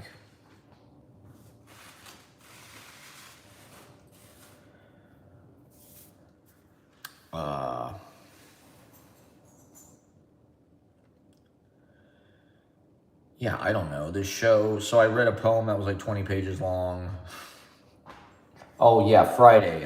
Friday I went to Dead Pete's, which I haven't been to that in like 3 years or something. It's been a long time. And I just, well, now that I've got my life back, I can go to stuff, and I'm trying to reconnect with different scenes and people, and just stay active. You know, poetry, open mics and shit. I've been kind of out of the loop on that stuff. Just trying to keep these Mondays. Ooh, look at that lightning. Keep these Mondays going. Keep the Mondays like tip top. But now it's like I realize I need to expand. I need to go out. I need to, have an existence just as my own. Now it's like I have time to develop my own stage presence. That's part of what this gig was about. Like doing these clown things is really good because I'm in front of an audience. It's kind of, it pushes you. It's not something that it's weird to just be invited naturally and to do it. It's fun. I like it because it's fun. It's just silly. And it just opens you up kind of as a performer, So it's like Glenn Blurton wanted to do this thing where it was like religion. And I don't know, for whatever reason, I love that movie, The Apostle. I was basically just doing lines from The Apostle. And like sort of wrestling stuff and stuff maybe I heard growing up or something. And so, I don't know, it's fun. It's fun the clown thing is fun to kind of interact with other people on stage, and Glenn Blurton gave me a lot of, but I was like, they said we were going on 6th, and then like around like 4th, I noticed somebody putting the keyboard stand. I had this keyboard, they're putting it on stage. I'm like, oh fuck, I think we're next. So I had to like rush up on stage, and I was the only person on stage for like the first couple minutes because Glenn Blurton was up in the balcony. And so I'm like, there was probably fucking 60 people there or something. So I didn't want to overstep my boundaries. It wasn't my act. Glenn Blurton just brought me in to sort of support and play off of. And it kind of helps, it helps because then there's like an imaginary reality, kind of what your role is. To me, I was looking, it's like I'm Paul Schaefer. I'm Willie B. Williams. I'm just there to support Father Glenn. I'm not there to try to like jump out in front of everything. I'm just like, the straight man or whatever. I'm the Paul Schaefer. It's kind of a nice, it's nice to be on that role because the pressure's off a little bit. I can sort of learn as I'm doing it, but I can just play the reality of it. I don't necessarily have to lead the thing. I just follow whatever Glenn Blurton wants to do. And I get that experience of being in front of those people and sort of like getting a little bit... I scored a few points. I got a couple laughs. I got some big laughs. So thank you, Glenn Blurton. They've been very supportive of my career. For whatever reason. I appreciate that. So now I finally feel like I'm starting to like kind of develop a little bit of this and that. I've got the poetry thing, but I'm doing it in my own way. When I read it, it's like, I really get into it, because I'm smoked up. I mean, I smoked 3/4 of a joint before. I did like for the Pete's thing. I thought it's 4th of July. I just thought I'd just let it rip. I did not expect anybody to show up. So I was a little surprised. And I don't know. I can't say people were probably blown away by it. But it was just, it's meant to just get people thinking, get their own ideas moving. It had the effect that I intended, I think. The feedback I got was that, you know, you could sort of, my friends were saying it had sort of like left turns in it. And you could, you know, basically abstract collage. You know, it doesn't, your poem doesn't necessarily have a linear narrative. The narrative is like the consciousness. You know, they said it was like stream of consciousness, which a lot of people, to be honest, like if you were in an English class, that's how you would describe this. You'd be like, oh, it's a stream of consciousness, which makes sense. And literally, I mean, part of what I am doing is it's sort of like a live stream of my mind. It's just like a guided live stream, except I write it down and sort of make it concise and make it musical and have kind of like compact poetic value or whatever. I'm trying to write at the top of my intelligence. You know, it's like hyper thinking. You know, it's like REM sleep. That's the idea. Is it's like it's sort of like talking, but it's meant to just like be as fast as you can make that, meaning wise. It's like you're not slowing it down, everything comes at you fast, it's constantly changing what it's about, what I'm talking about, this thing comes in, but it's like, they got that it was like something that it was my own style, it was something that I have developed. You know, it's like, that is kind of the point, right? Like it's not necessarily like a value judgment thing. And it is something that like probably to your average person, it's like unfamiliar territory, or it's like something different. It doesn't necessarily sound like, you know, a linear narrative audiobook or something like that. It sounds more like some kind of unusual approach, like She, Her, Yar says, Matt Proctor technique. And it's like, yeah, it took me a long time to develop that. You know, it is, you know, not, I don't always, you know, knock people out necessarily with like some kind of pathos or gravitas always. I'm usually just flittering through a bunch of different subjects. Sometimes I'll stop on a certain thing for an extended kind of meditation, but then it's like the next thing comes in, the next thing comes in. You know, I had a line in the poem, let me get it, because I do want to kind of do a close read on the son of a bitch.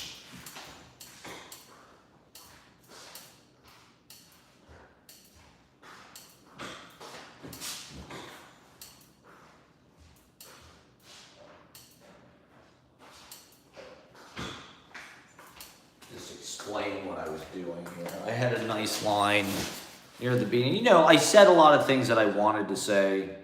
That's a big part of it for me, is just like sharing the story. One thing in life fades into another. One thing in life fades into another. So that's almost like an ars poetica for the whole thing.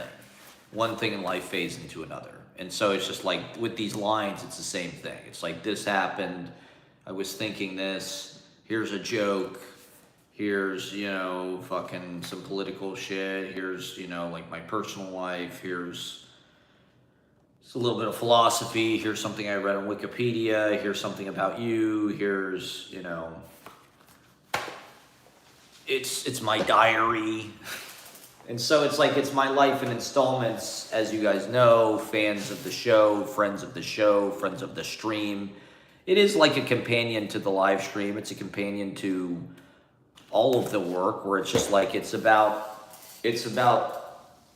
turning experience into a commemorative, kind of memorable piece of art that ideally, you know, because I read it in front of people, because I live streamed it, because I'm talking about it now, it does exist. It has been published, you know, and like, you could collect all of this stuff into the idea is that it'll tell this part of the story, you know, in the video, you know, saga of the autobiography of my intimate details of my Jungian synchronicity, capturing the magic of reality. And, life is my muse. My life is my muse. I had this amazing part yesterday where I was talking about all the birds of America. Oh, I had a line, it's time for you to spread your wings and fly, bird, or something like that.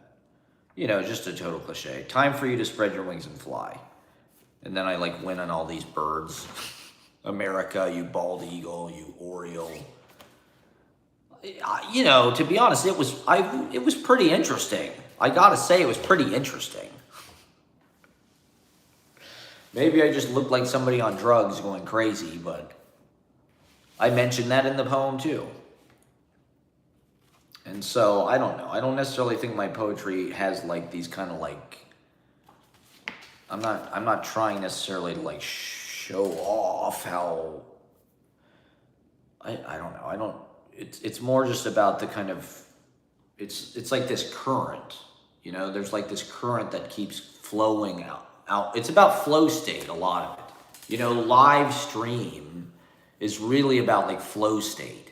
It's about trying to channel and have an uninterrupted kind of outward broadcast,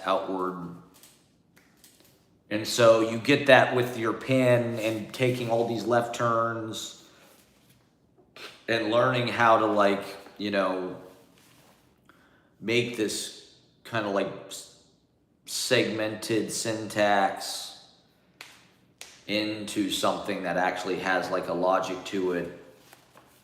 And it is like a clown act. It is like a silent film comedy. It's you think it's going to go that way, and then it goes that way. There's a slippage in the language. Just almost like the Beatles, right? The Beatles have a lot of things that are misheard, phonemic paraphasia, things like Hard Day's Night or 8 Days a Week.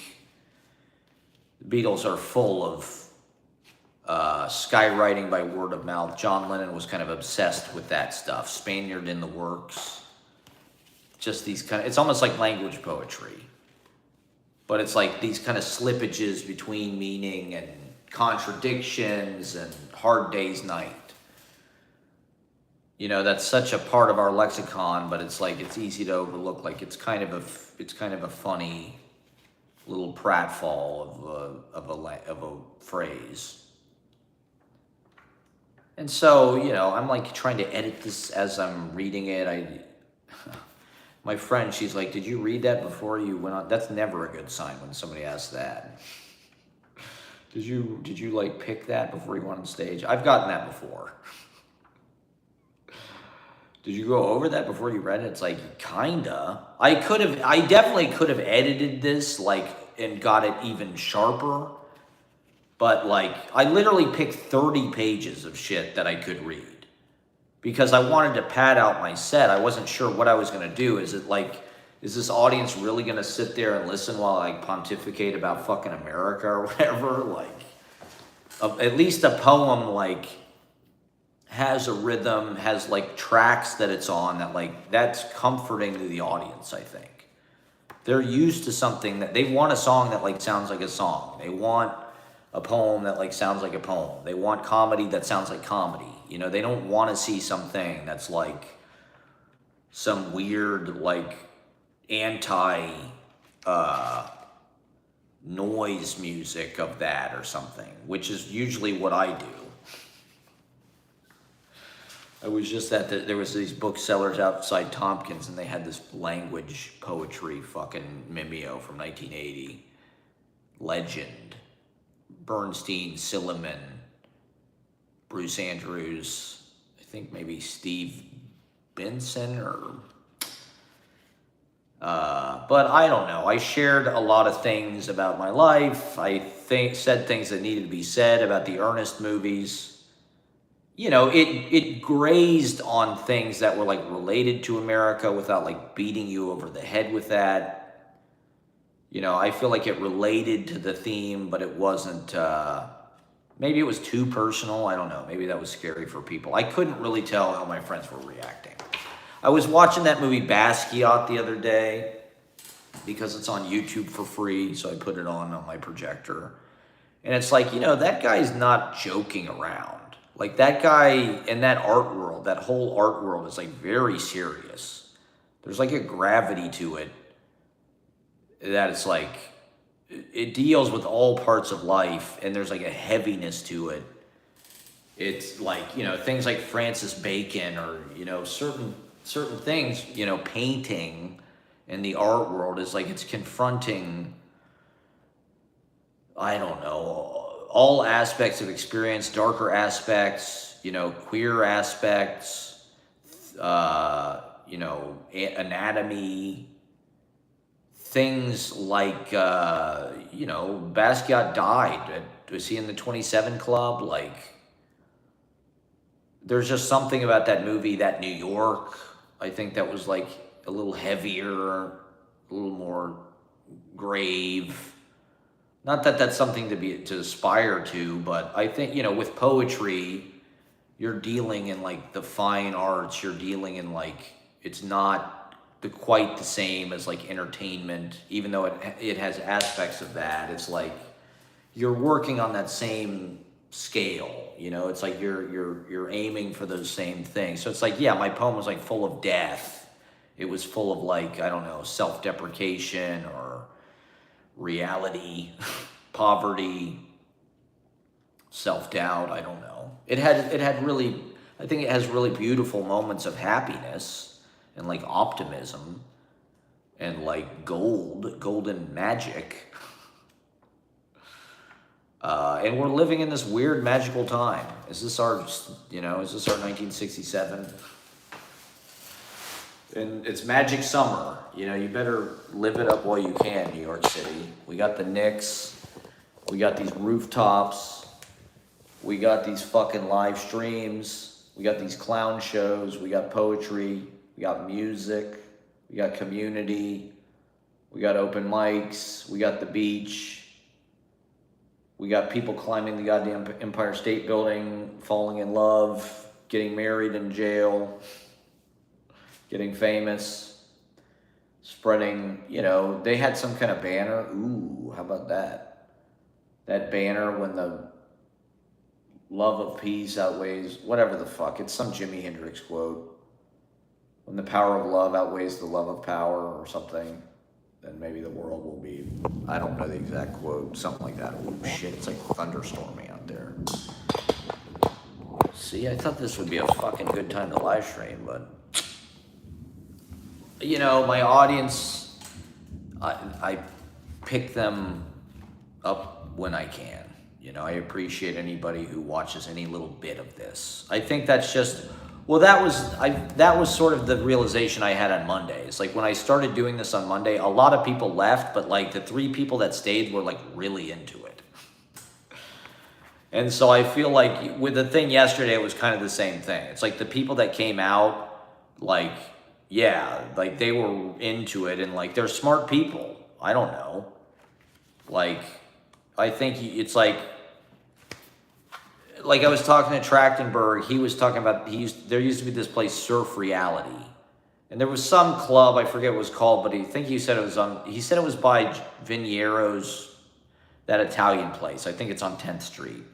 And he said it was like the Cavern Club of like alternative comedy. It was like David Cross, Todd Barry, Flight of the Conchords, Dimitri Martin. They would all go to this like fucking like this alternative place on 10th Street to like do their shows and shit. This was like in the late 90s, maybe 2000s. And Trachtenberg was on Conan. So he got on Conan through like this scene or something, I guess. He's been around a few scenes like that. Seattle, he was around sort of Seattle in the 90s when the grunge thing was happening. He knew some of those bands. So he's seen people get famous and people kind of explode through the fucking, mob of wannabes. People are trying to make it,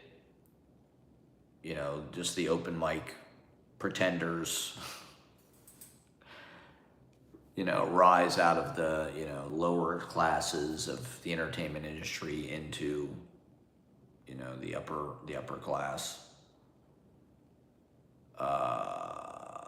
So hopefully that'll happen at the open mic. Hopefully we'll get a little bit of that Cavern Club action. I think, we've got some great acts, definitely. And, when people are out playing every night, listening to each other, it's like a culture has the chance to develop. If you get interesting artists, that's one of my prime interests in doing. I had a line in my poem. In doing house parties and doing open mic is like helping people develop as artists, just bouncing ideas out there. That's the point of doing the open mic the way I do it is like you get stand-up comedians to see poetry, you get musicians to see clowning, you get poets to see, John King, you get rappers to see, like everybody has to watch, it's not like everybody's siloed in their own little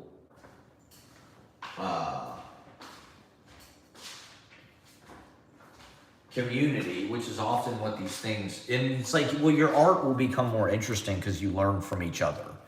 Like songwriters, if that's, if that's all that happened yesterday was like it gave somebody an idea about like, oh, maybe I can do it this way, then that was like the whole fucking point. And it sounds like that was like something that was received. So it's like that, yeah, that's like part of the point of why I do what I do, is to just like show that there's a different way. This reflects my experience, to me, because our lived experience is received through like a stream of consciousness, through our senses, through our minds, through our thought processes. To me, in order to have a linear narrative that feels realistic and authentic to me, it has to be stream of consciousness, because our stream of consciousness is disjointed. It's constantly breaking into itself. It's calling back to stuff. It's remembering stuff. It's being interrupted. It's jumping through past, present, future at all times. You're present, you're seeing things, and they might take over the narrative. It's like it's like a capture the flag, or like a pass around a beach ball. It's like some people, sometimes this has it, sometimes that has it, sometimes this has it. It's like sometimes it's about what's going on in your head, sometimes it's about what you're eating, sometimes it's about some song that you heard. It's a line from a song. Sometimes it's about something your friend said. Sometimes it's like some little piece of experience that you want to fucking like remember, or like it's part of the mental movie of like your fucking happiness. And it's like, for me, commemorating it, I don't know, that's what I write about. I write to remember. I write to imitate, it is sort of like an info dump. It is sort of just like, but it's imitating my memory, I guess, of the experience.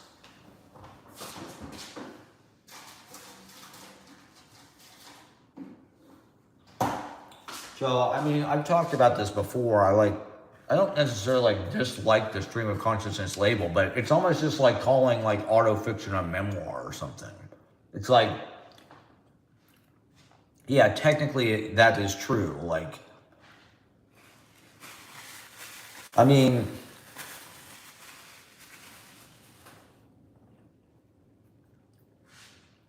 think there's a way of like cultivating your stream of consciousness. It's like you're shaping it. You're trying to get something right the first time, just like you would in like a jazz improvisation or an improv comedy thing or whatever, a live stream. It's like you really only get one pass at it. And, I am trying to shape it and make it pound for pound as powerful as I can make it, and as relevant, and have as many things. And it has its own shape. To say stream of consciousness implies like they're all the same. Like all of these poems represent sort of the same stream of consciousness, that just like you're turning it on and like that's the sound of it. And it's like, I think there are subtle differences in form, the line lengths, the You know, the processes are different slightly. Like in the little notebooks, there's one process. These are pieces that like I literally did sit down and pretty much write from start to finish, maybe in like one afternoon or something.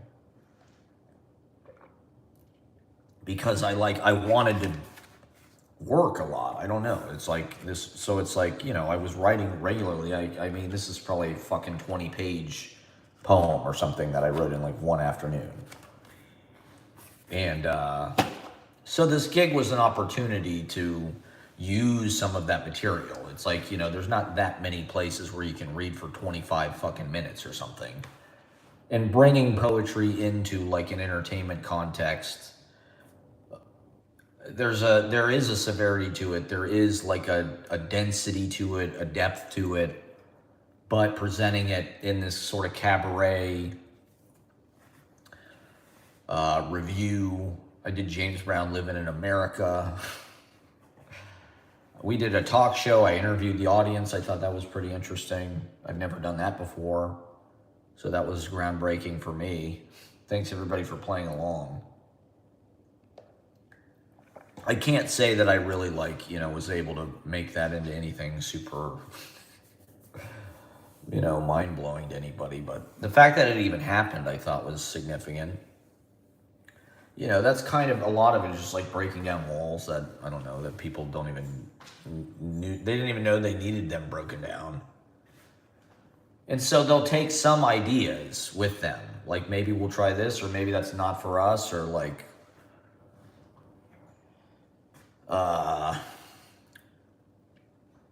whatever you can use. I think that's part of the experiment. It's just like you get certain results. This worked, this didn't work. This maybe, one thing maybe really worked for this person, and this other thing maybe really worked for somebody else, and maybe this other thing. But it's like putting them all together is kind of interesting, having like a poetry talk show, ranting, live streaming, clowning, karaoke, interrogation, commentary on United States, on this, and we're just glancing off the subject because it's like we only have so much time. We did as best we could to go as in depth as we could. It's to ask an audience to give you that much attention for that long of a time. It's like I could have gone on longer.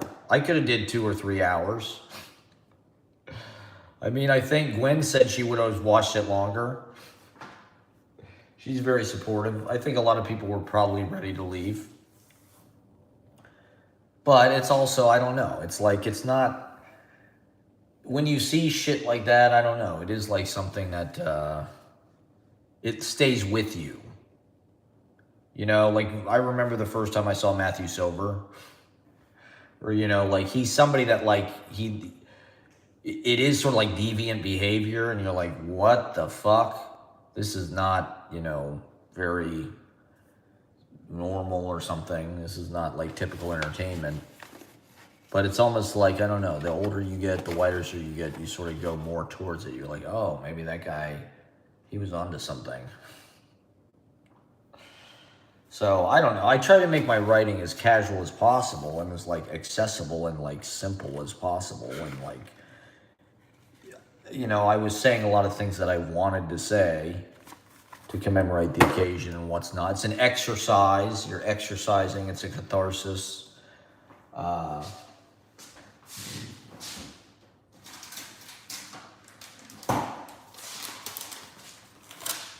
And it's old-fashioned. I mean, it's like I'm not dolling up what I do at all. It's like I don't have special effects. I don't have pyro. I didn't even have a fucking guitar.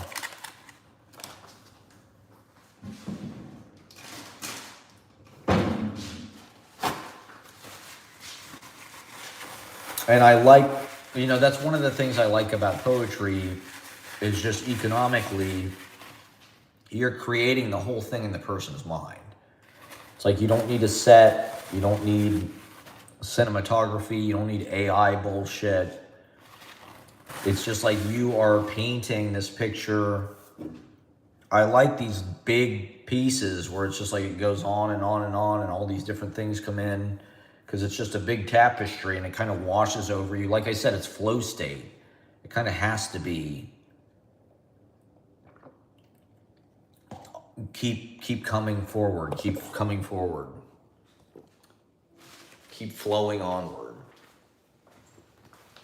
And like John Ashbery, right? It's like John Ashbery is kind of like the ultimate American poet in some ways, because he's like half legible and half figurative and half just like kind of beauty, and then half kind of strange and half abstract and half kind of collage and non sequitur, and he's almost like both genders in a way. He's like Gertrude Stein and fucking Wallace Stevens.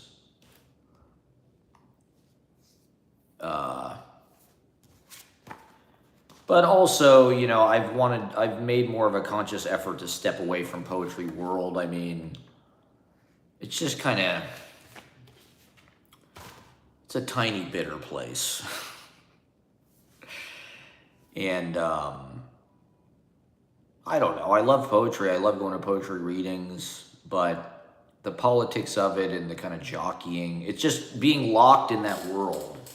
It's nice to be able to go to all these different worlds. Go to clown world where it's like I really have nothing at stake. It's just kind of a fun, you know, I'm not like really, I don't really give a shit about, I mean, I love doing it and I'm happy to be involved, but like, I'm not even one of the top 50 clowns in New York.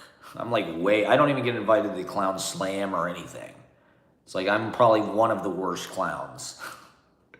And I don't have that much invested in it. It doesn't really bother me. I'd like to be better at it, but it's fun to be able to go on stage and just do all of that stuff and get it out of your system, because then when you go and do a poetry reading, like when I went on Friday, I was talking to my friend Alex after, and he was giving me this great advice.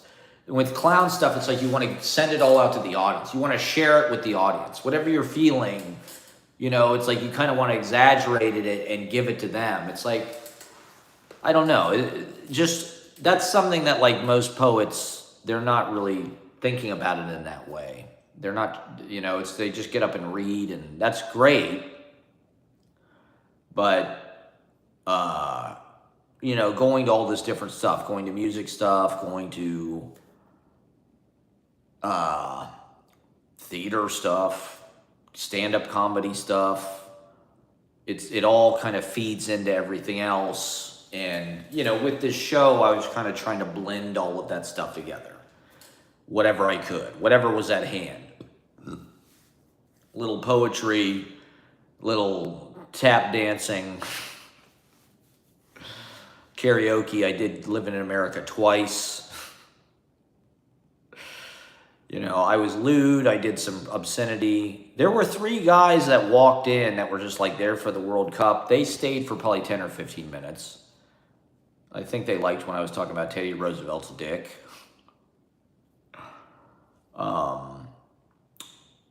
And then they left when I started doing the talk show thing, I think.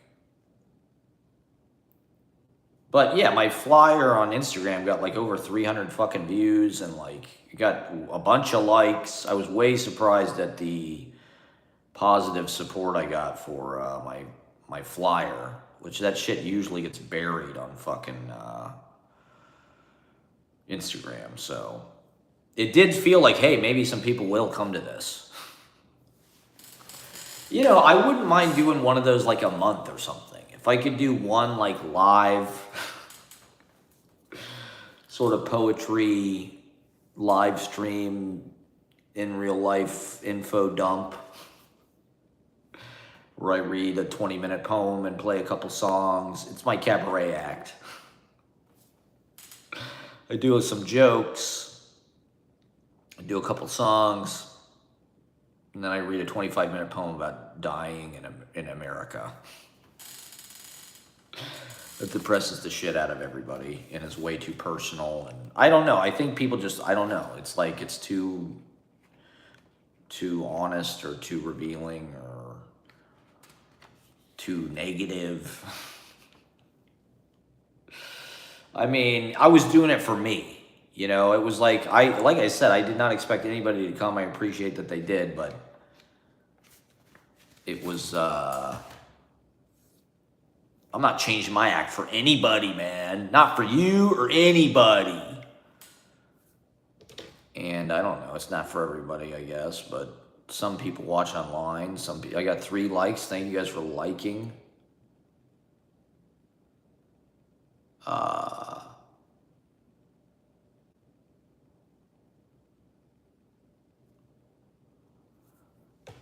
Paul McCartney played I Want to Hold Your Hand at Taylor Swift's wedding.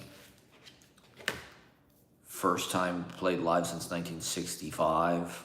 That's pretty crazy. That does feel like kind of the vibe in the air right now. I've been listening to this song, Tell Me Why, like over and over and over and over and like on repeat. I'm sure my neighbors hate me because like literally I listen to this one song just like probably 100 times a day or something. I don't know. There's just something about that song. It's just so circular and it's like a mantra or something. There's just something about it that's super infectious and I don't know. I guess, you know, the Beatles, what they wrote about was like, I don't know, the feeling of being in love or something, I guess. And they capture that, even though it's kind of like, I don't know, a teenage industry or something. But I don't know. I always thought, oh, their lyrics are kind of like not, but it's like, well, that's what, their lyrics are good because that's what the songs are about.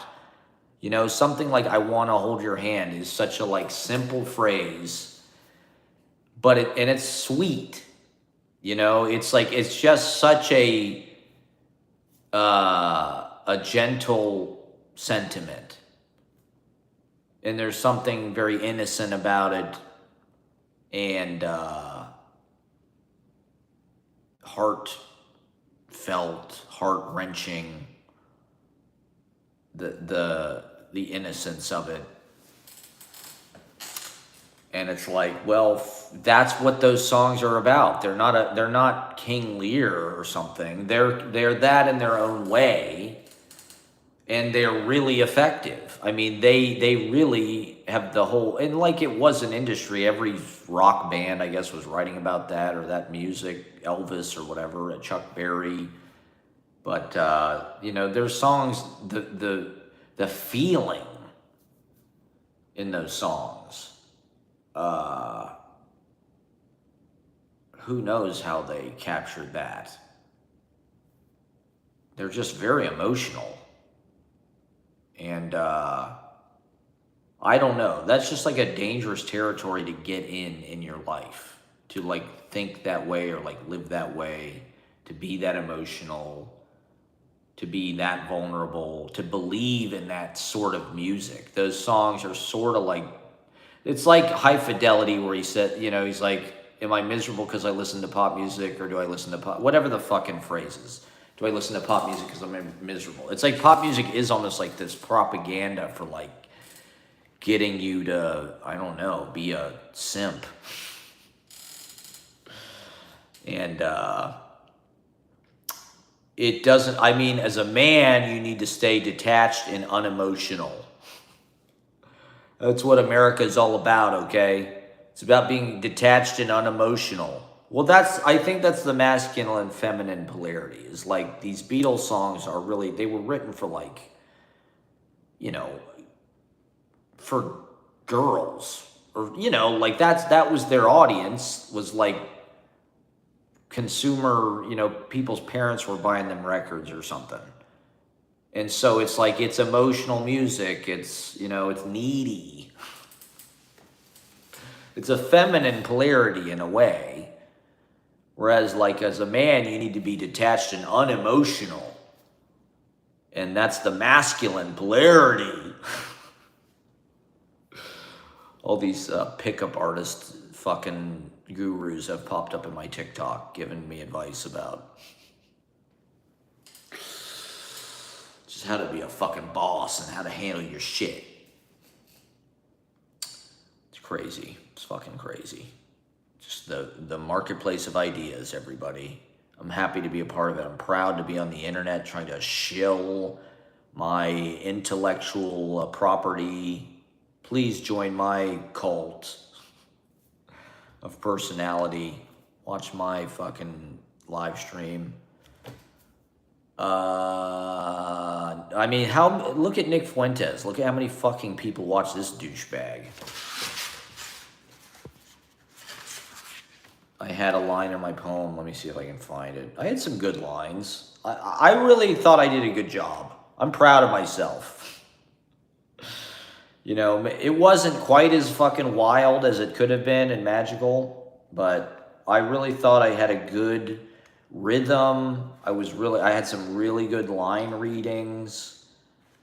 God damn it. I mean, what I was saying was kind of pathetic and intense at times. Maybe it could have been edited a little bit. I did edit out a lot of lines because it was like personal stuff or things that probably, you know, should be. God damn it. Where can I find this? You know, I had all this stuff in here about Arthur Miller. And then this fucking TikTok video popped up about Arthur Miller and Marilyn Monroe. Arthur Miller was married to Marilyn Monroe. I forgot about that. So I'm like, oh, maybe that's what this is about. That's, you know, that's a pretty glamorous couple right there. I mean, smart lady, Marilyn Monroe. Why can't I find this fucking line? It's all about the fucking SpaceX valuation. God damn it. I thought it was in here. Well, the line was basically like, I did edit a lot of my more vulnerable things, but I also said, I think I said the word cocksucker. You know, there's certain things where you're like, maybe I should back off this and not read this, but then you're like, fuck it, I'm doing it anyway. Maybe, I think it was near the end. Damn it all. You know, I had a bunch of AI references, of course. You gotta talk about AI, you gotta talk about data centers. You know, if you really want to be topical. I had a Hootie and the Blowfish reference. Oh, yeah, this was a good line. Rock and roll parties were a distraction that fueled my life. That's basically like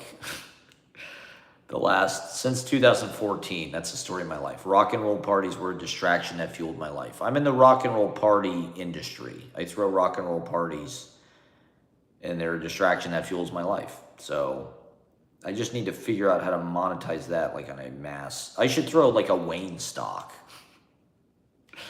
I had a Mia Khalifa reference. I had an Imrata.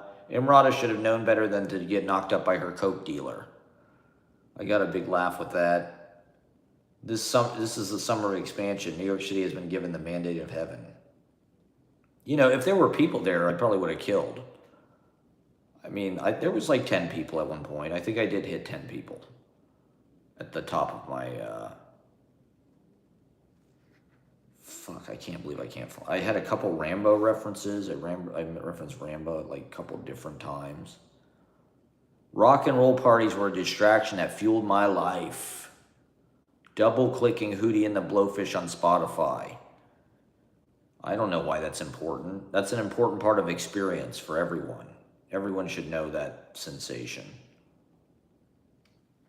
You know, I don't know. It had a lot of personal things that I probably shouldn't. I need a medicine man, a shaman, a miracle worker. I think that's a good line. There's a bunch of good lines in this. You know, there's enough. It's simple enough. It flows onward enough.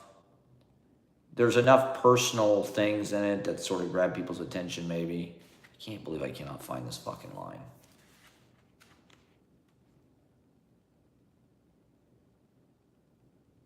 Because I definitely read it during the goddamn reading. SpaceX valuation. It's all about the SpaceX valuation.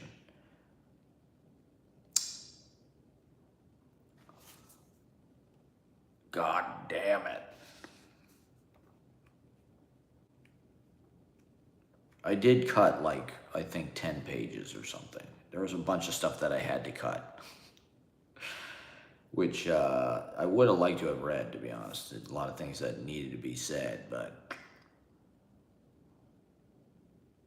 I did, like I said, I did not expect anybody to show up, so I didn't edit it heavily. If this was some kind of big career move reading or something, I probably, when I did the Glib launch, it was like I really shaped that piece to make sure there wasn't anything on it that was gonna bring it down. Whereas like this, it was like I was sort of cutting stuff on the fly, I was adding stuff, I was riffing, I was doing tangents.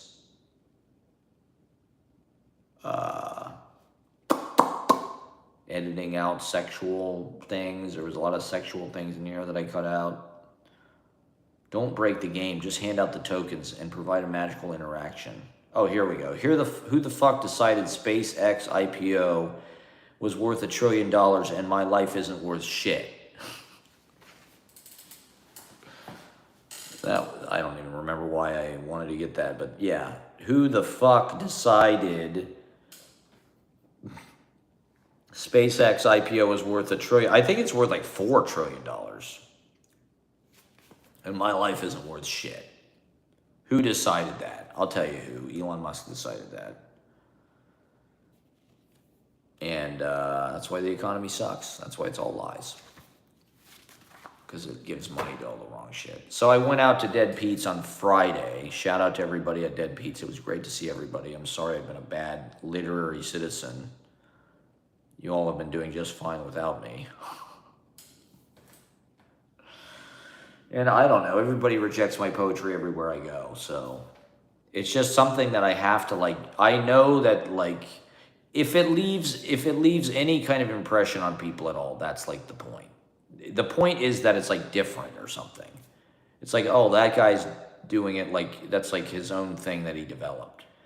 And it's kind of funny, it's kind of whatever. Stream of consciousness. I mean, I just think we're moving into a mode that's more stream of consciousness. Whereas you could almost say freestyle rapping is stream of consciousness. It's just I don't really rhyme. If I rhymed, maybe I would get more credit. Maybe I should just start rhyming everywhere. I talked about dying a lot. I mean, a lot of it was about dying. Sort of in a dark gallows humor type way. But I don't know. I mean, well, shit, I don't know. I probably shouldn't verbalize all that stuff. I should probably try to manifest something more positive, more,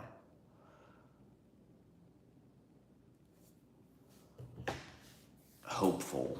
I should have wrote a poem that was more, when I wrote this shit, it wasn't hey, I'm going to read this coming up. It was just I'm looking around for shit to read, for something to do with this goddamn show. I wanted to have something to fall back on. I probably could have just run my mouth for 45 minutes and people probably would like that better, to be honest.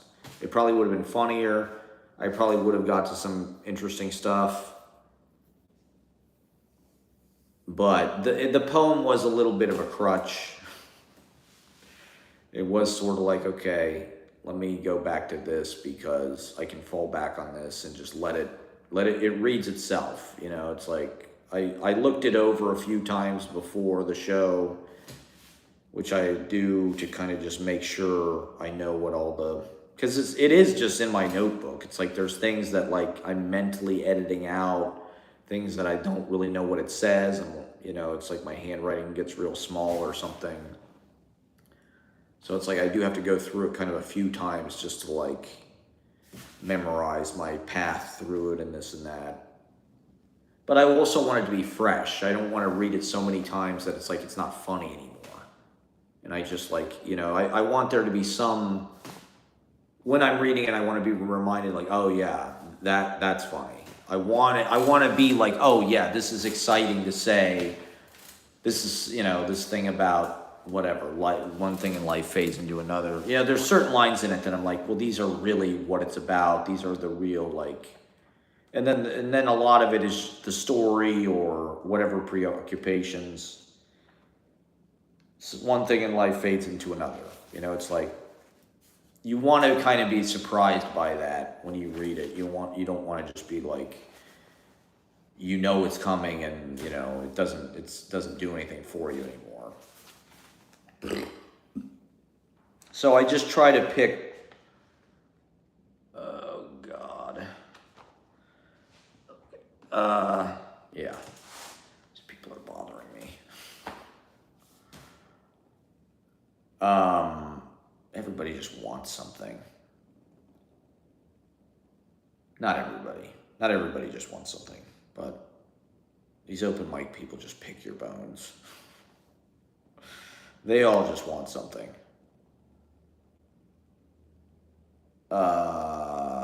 In any case, stop bothering me.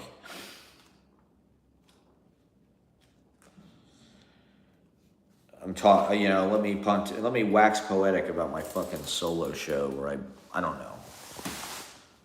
I don't know what the hell I don't think they were that impressed. But it is what it is. You know, somebody's got to do it. Somebody's got to verbalize the situation here in America 250. Telling stories from the heartland to the common people. The people, yes. Like fucking... Okay, what else? I've got 2 people watching, so I'm gonna milk this as long as I can. It's 11 o'clock. Oh, maybe I'll do a little while longer. What else do I need to talk about? Is there any new craze? So I went to the fucking thing Friday night. I ran into a bunch of old poetry friends. And I don't know, I guess that's the world that I feel comfortable in. Or, you know, I enjoy listening to poetry readings.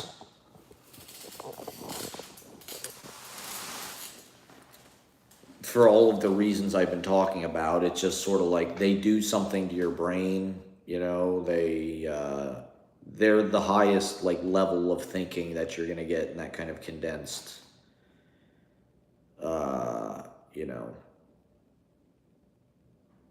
you know, like if you listen to stand-up comedy, it's like syllable by syllable, you're getting normal speech patterns. It's you know, it's succinct and it's shaped, but like with a poem, it's like every fucking syllable has just got the most juice, the most meaning, the most interpretive kind of directions you could go with it. They're voicing things that are not a part of like the popular discourse, unpopular points of view, you know, highly idiosyncratic points of view. The idea, I guess, being that every poet is some kind of like highly individualized, highly specialized kind of like processor of the world. You know, they're like a prism. The light goes into them and they shift it around and send it back out. And it's like, wow, okay, because it's this poet, they're so unique that their thoughts are worth, you know, are worth hearing, are necessary to hear.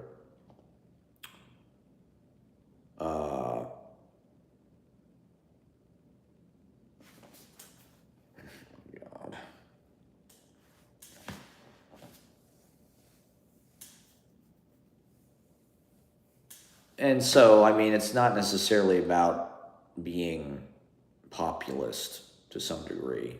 You know, I try to make my poetry as accessible as possible and like listenable to your average person, that they could just put it on like a radio and it's going to have enough things that are sort of funny and legible to your average illiterate.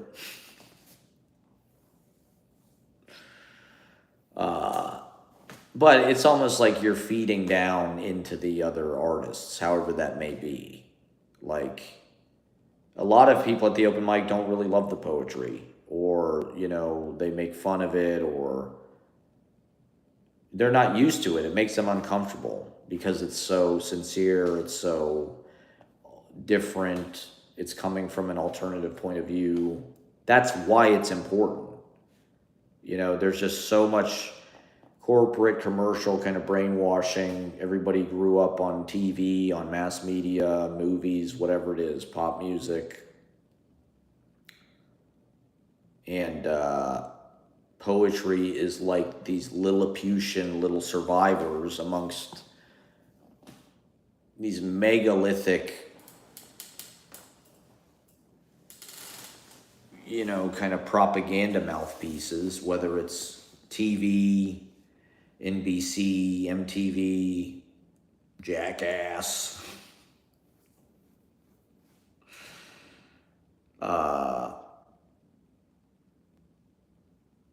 poetry is like these little voices that kind of represent the overlooked, the underrepresented, the thing that's too smart to survive, the lowest common denominator, to be commercialized, to be packaged, to be mass produced.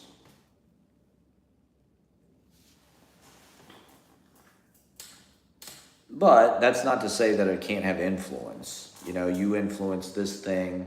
Like look at Lady Gaga. When Lady Gaga came out, she was like, what was interesting about her was she was bringing ideas from like the high art world into pop music.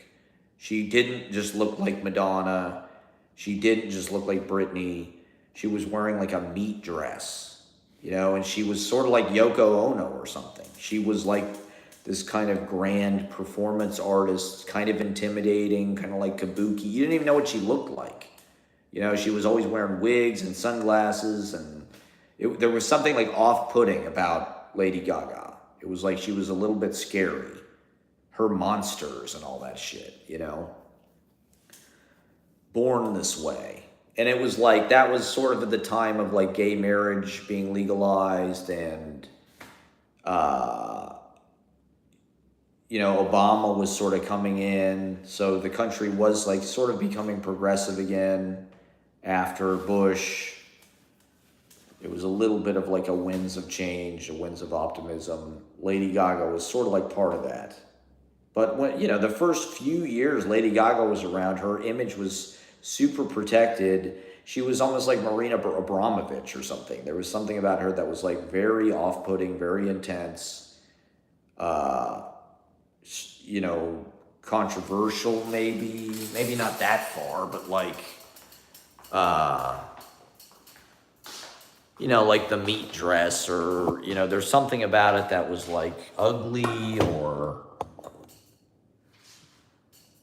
even though it worked to her aura as a pop star, she was just pilfering those ideas from art galleries and that world in New York. She was basically like taking Marina Abramovich type technique or whatever, applying it to being Madonna or that sort of mold.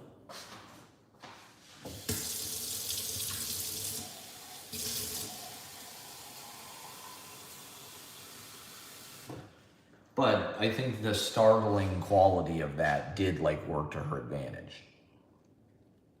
The fact that she had this edge and this kind of like startling, you couldn't quite pin down what she, her image, her media image has softened a lot over the last 10 years. It's like now we know who her real name, Stephanie Germanotta or whatever. She did the Tony Bennett thing. She's been in movies. She's an actor. It's like, she's no longer like this kind of hiding behind this like performance art thing. Well, now I've got nobody watching, so maybe I should just get off. What time is it?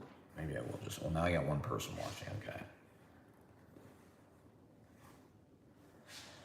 I don't know. When it comes to fame, it's like you got to grab people's attention somehow. You got to do something that does kind of leap out past what other people are doing. And if you work really hard and you're like really firing on all cylinders and like you already have a lot of momentum, and if you have interesting ideas, I think that can happen. When people see it, they go, "What's that?" It kind of hooks their eye, it hooks them in. Like with Lady Gaga, I was like, "What is that? Look, what is she wearing?" And yet, she can belt, she can play piano, she's super talented. Like, she's got the fashion, she's got the talent, she's got the voice, she's got the ideas, she's got the songs. Her songs kind of defined that era to some degree. Sort of a throwback to the 80s kind of dance pop.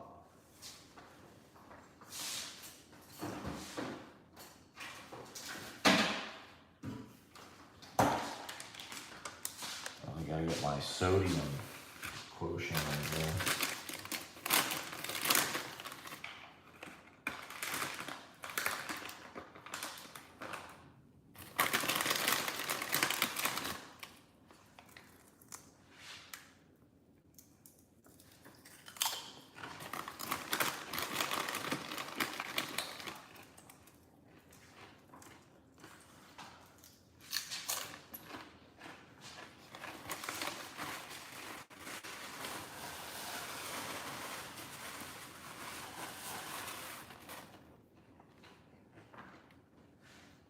I mean, part of what I admired, I think, about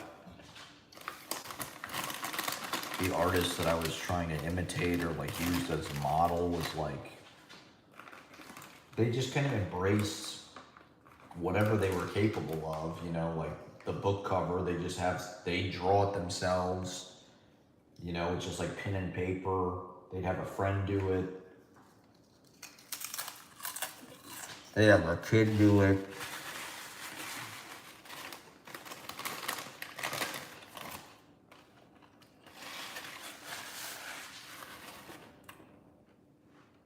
It's not necessarily about like the amateur quality, but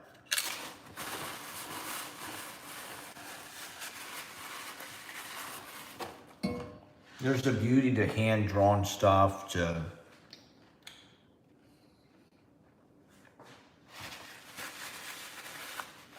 anybody who tries to make an original piece of art. And I don't know, I like things that are kind of like asymmetrical or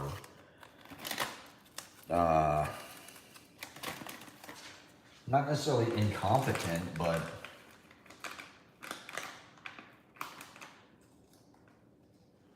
outsider art type things.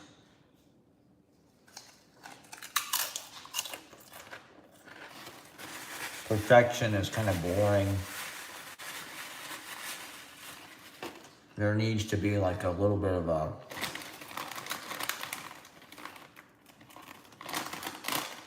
wiggle.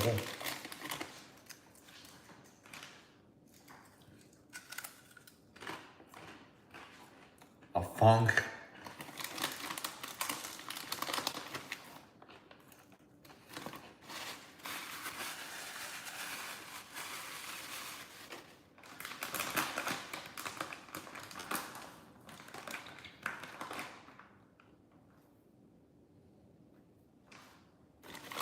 Maybe I have too much funk. I mean, yesterday that was pretty funky.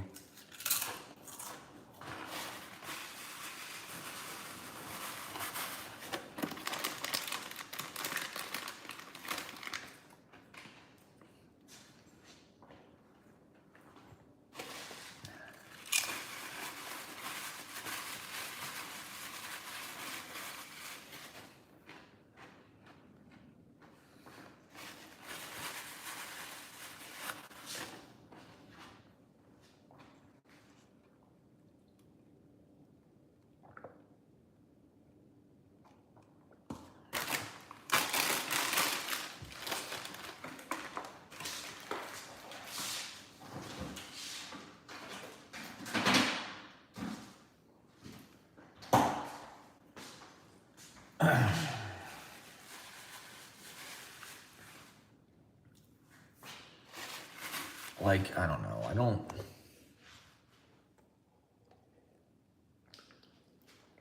I don't really want to feel the need to like try to justify my artistic like fucking techniques to anybody.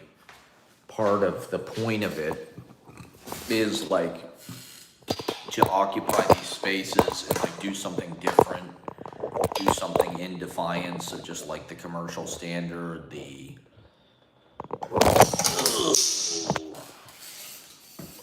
popped out of my damn selfie stick here. The consensus standard.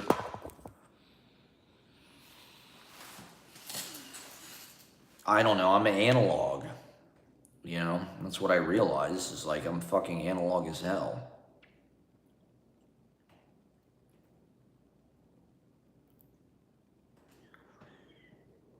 And I don't know, part of me like likes to hold on to that. You know, like Jason Trachtenberg talking about this comedy scene with fucking Todd Barry and David Cross, and part of me is like still like trying to keep the fact that having Jason Trachtenberg at the mic or something, it's like having a lineage to that. Having Michael Portnoy, having John King, having people who were there at Surf Reality or whatever, Oliver Bear, and trying to keep that, you know, live wire energy. Everything now has like this kind of tranquilized corporate Uber feel to it. It just feels like an app. It's all smart technology.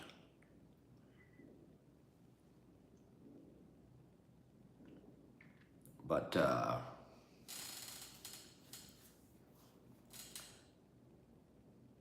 I feel like analog in some way. And I feel like, I don't know, reading from a notebook, writing with pen and ink, even the way I use this stuff feels like kind of analog, or I don't know.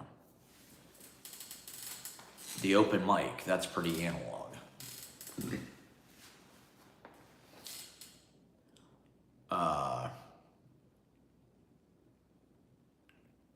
Analog feels real. Analog feels tangible, like flesh and blood.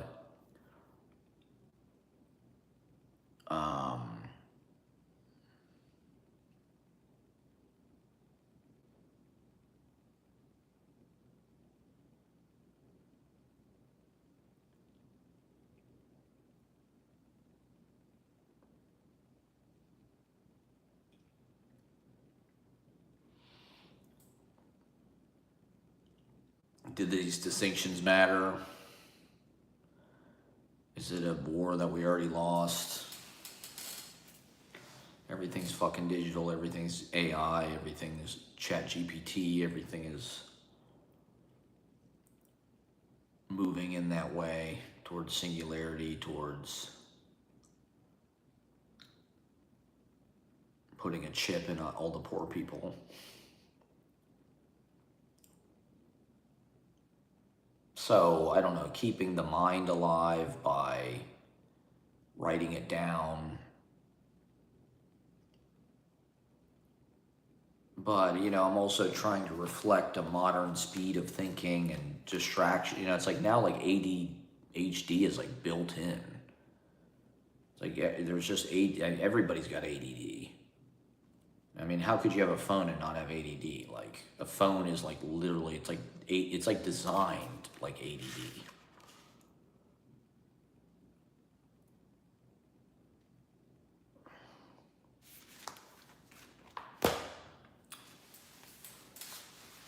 I'll do 3 hours and then I'll stop.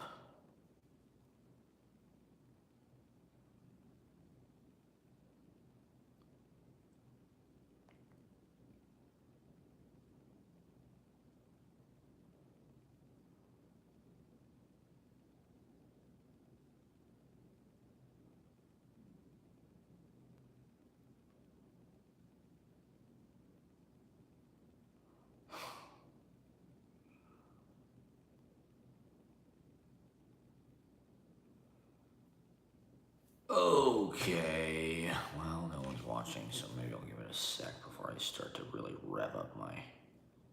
Oh, God, more messages.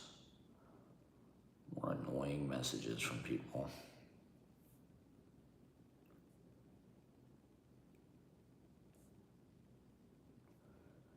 It's like my nightmare. My fucking nightmare.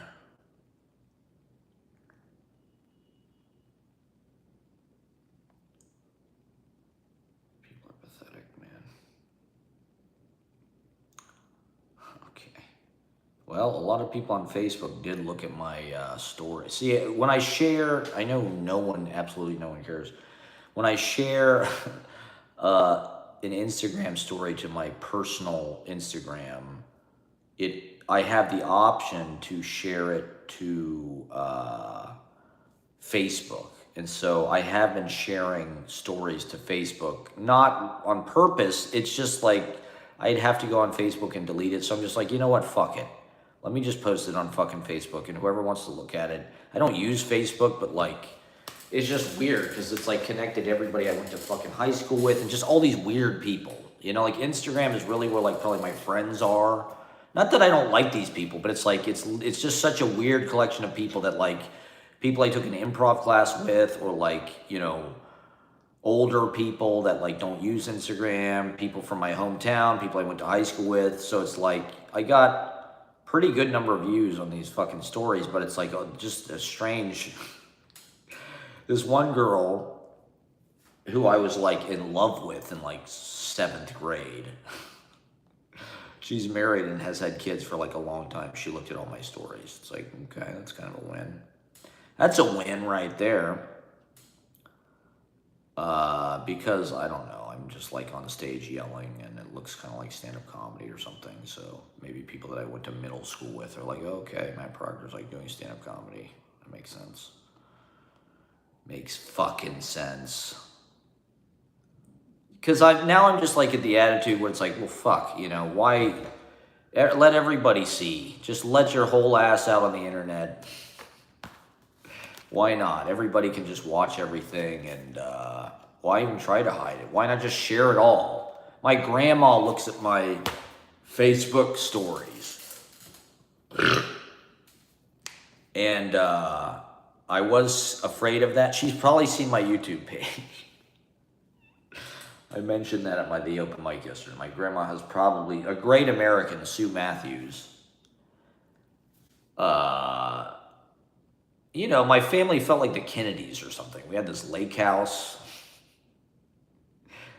You know, I mean, at least to my like child mind, it felt like, wow, we're Irish and there's like this lake house. It's like Camelot. But we're like, you know, poor people from fucking Ohio or whatever. I don't know if they're poor, but in any case, she looks at my fucking face. Somehow my grandma, who's 90 years old, is like on Instagram stories. How fucking nuts is that? I guess it makes sense. Women are just good at Instagram. It helps them spy on everybody, and it's like a gift when a woman looks at your Instagram story. I don't look at anybody's stories, really, because I don't want them to think I'm a creep or like, it's just too loaded. But my grandma looks at my stories, and I'm pretty sure she's probably seen my YouTube page. My mom asked for my YouTube page the other day, which is very scary. I think my mom has the same attitude about my work that like my friends do. They're like, oh, that's cool that you do that. We get what you're doing.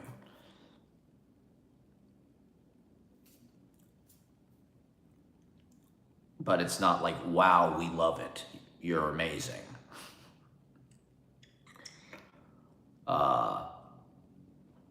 It's like, we get it. We're hip. Big deal. I don't know. Women are not going to mince words. Like, women are kind of the best barometer because they just, like, they're just honest. You know, they either feel it or they don't feel it. And not that they're always right, but they're usually geared toward the future and towards competence and like, you know, executing a plan or executing according to some kind of fucking precision or something. My work is not really about that. It's more about trying to pull something out of your ass. It's about magic. It's completely about magic. It's about performing miracles, okay? My work is completely 100% about performing miracles. It's what I'm trying to do every fucking night, is perform goddamn miracles for you people. And I think it's supposed to goddamn rain again tomorrow. Great. It's raining now. It's going to be raining all day tomorrow and raining tomorrow night. So we're getting screwed on the weather again. 2 weeks ago it rained at the open mic, and now it's going to rain again. But Tuesday and Wednesday and Thursday, and it'll be nice. I just hope it doesn't rain for the rooftop thing on Thursday. You know, there's not a whole lot I can do about tomorrow, but what the fuck was I saying? Something important. I'm doing 3 hours, god damn it. I've got 3 likes on this, okay? You can't stop me now. You can't hold me back. Temu. I keep getting all these fucking emails from Temu.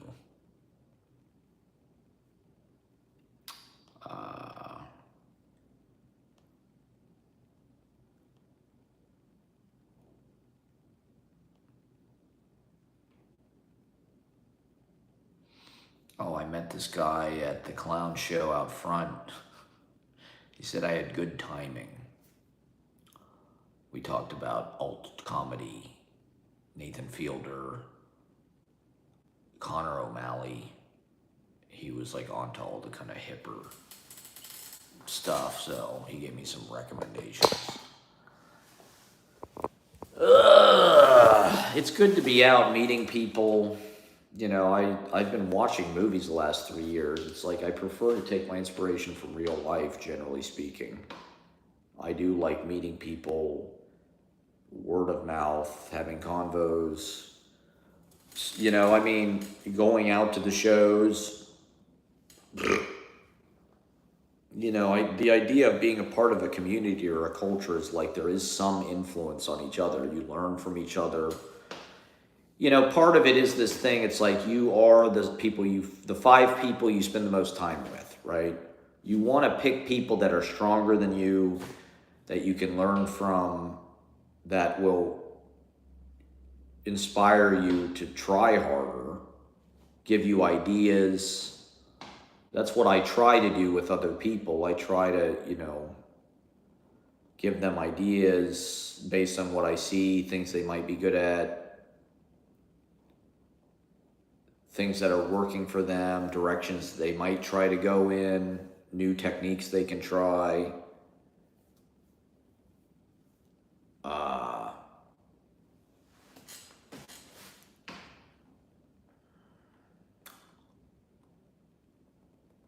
And so by doing open mics, by getting everybody to sort of congregate and display their talent, their whatever they're working on, you know, the idea is it's like it's a crossroads, and everybody leaves with something to try, some kind of new, you know, things stick with everybody.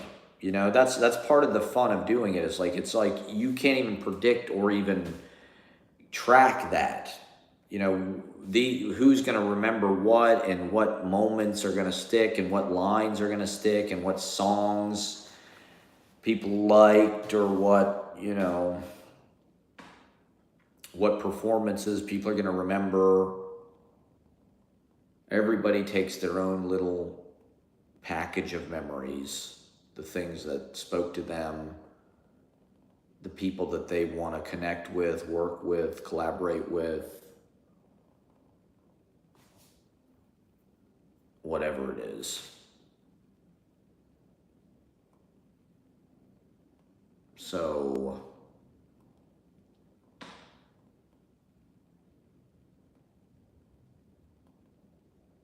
that's exciting to see that kind of. I mean, I think with these, like the Cavern Club thing, Trachtenberg was talking about, these bands come out of like scenes. You know, like the Beatles were like part of this Mercy Beat thing. It was a port city. Jerry and the Pacemakers, I think, were Herman's Hermits from there. Dave Clark Five. I don't know who the fuck was from the Mercy Beat, but it's like there was a bunch of people. I think there was a band called the Mercy Beats. And so it was like, there was a whole Rory Storm and the Hurricanes. There was a whole fucking community of people that were sort of like bouncing ideas off each other, influencing each other's sound. New Orleans is like that. Memphis is like that. You know, these port cities, places like New York can be like that. CBGBs, right, where all these fucking bands go. They hear each other. The Ramones, Television, Patti Smith. These open mics and things are like what we have. Going to each other's shows, staying out all night, every night, hanging out, giving each other ideas.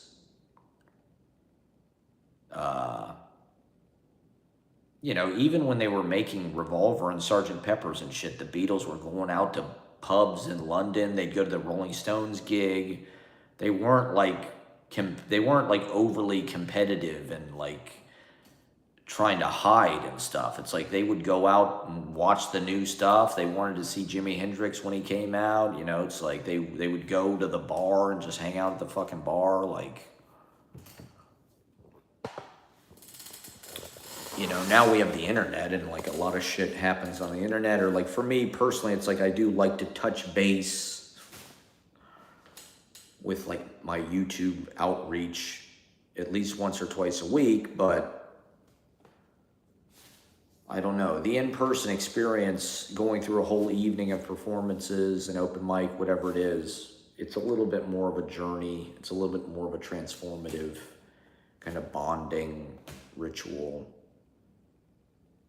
And I don't know. Ideally, it would like inspire people to make better music. Somebody will break through, or, you know, will somebody come up with some hit song? It's like, New York's supposed to be in the conversation as far as like defining the sound, you know, and coming up with big artists. So why not somebody from one of these open mics or from our little community or whatever?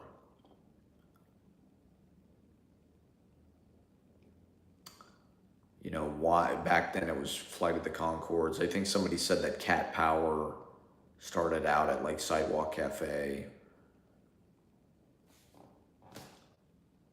You know, it's not any different now. Who's it going to be?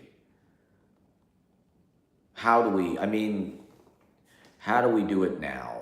How do we, you know, like, I do think that, like, I don't know, we want to, ultimately it is about like sending some kind of positive emotion out through the whole culture, you know, doing something exciting, doing something that turns people on, makes them have fun, makes them feel good. I think people are ready for that kind of work. Music, pop music, entertainment. You know, like we do want to do our work with dignity. And I think, you know, the best music has like this spiritual kind of thing that it feeds. It goes to some kind of like deeper human, you know, the way it feeds people, the way it nourishes people. So it's like you want to, in your art, you know, it's like you want to give that to people. And for me, it's like getting more used to being with the audience, being with bigger audience. You know, you start to think about, how do I send my message out into people? What do I want my message to be? What do I want to say? How do I want to say it? I know now that you know, you're sort of getting over the discomfort of being in front of people, or the fear, you know, the failure, you're not good enough, whatever. At a certain point, I think if you overcome that, it's like, okay, now I know I'm in front of these people. They're listening. They're waiting for you. You know, that's what all this is. Music. People are waiting for some artist to come along and like wow them. They want to be wowed. You know, people want music that's going to like define their life and make them feel something, and they want songs that are going to tell their story and evoke what's going through them. And you know, they want movies that do that. They want poems that do that. They want live streams that do that. And I guess we're all trying to do that as artists, as songwriters, as poets, as whatever, comedians. We're all trying to like strike some kind of deeper. You know, it's like, why did the Beatles go to India? Why were they so into meditation? You know, what was different about them? How were they able to like always make something that sort of, they were cooperating, and the sum added up to the greater of the parts, and they were all playing their own parts, and their parts kind of shifted and changed. But they were able to just like do all these different kinds of songs and cover songs, original, whatever, come up with their own sounds. All they had was 2 guitars, bass, and drums, and they did all this different kind of sounding shit.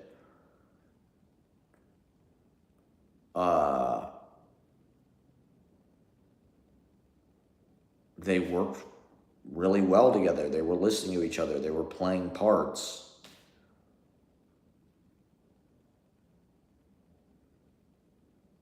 Look at, you know, when people reacted to them, it was like a natural response.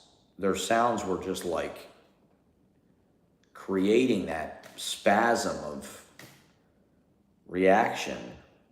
And, you know, you want to give the audience something.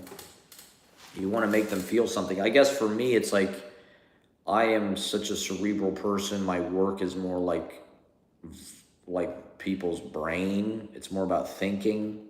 Like I said, I'm trying to increase people's blood flow to their fucking brain. But,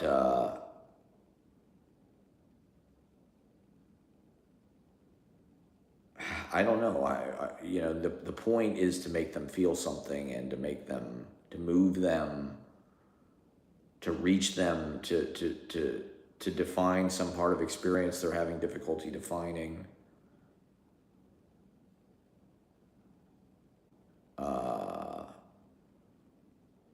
Still. So things like transcendental meditation, David Lynch, the Beatles, they practice that. Mantras, you know, I think mantras do, and meditating, diving into the ocean of consciousness. They are more present. They're able to make connections between things. They can see deeper into the nature of things. They have more awareness about what they're doing and how it's coming across to the audience or to other people. I don't know. The Beatles, it's crazy that they decided to do that they're just like, we're going to go to India, we're going to meditate, and they wrote all those fucking songs for the White Album. You can see how it affected. And I don't know. There is something about being an artist where it's just like you have to distill the thing down to like the slogan, the mantra, the image, clear everything away if you want to get through to people. Or at least, I don't know, that style of work, I think, encourages that. Meditation, it's like, it's about clarity, simplifying, getting all of, you know, kind of clearing away the thoughts, clearing out your mind, getting it down to like this one kind of bullseye mantra, phrase. You know, the pop music is kind of like that. Movies are kind of like that. Paintings are kind of like that.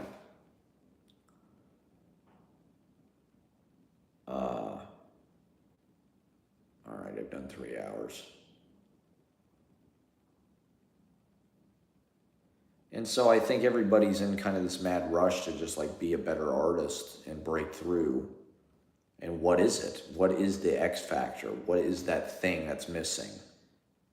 You know, if you have the work, if you have the songs, if you have the look, if you have the personality, you know, it's like, what's not connecting?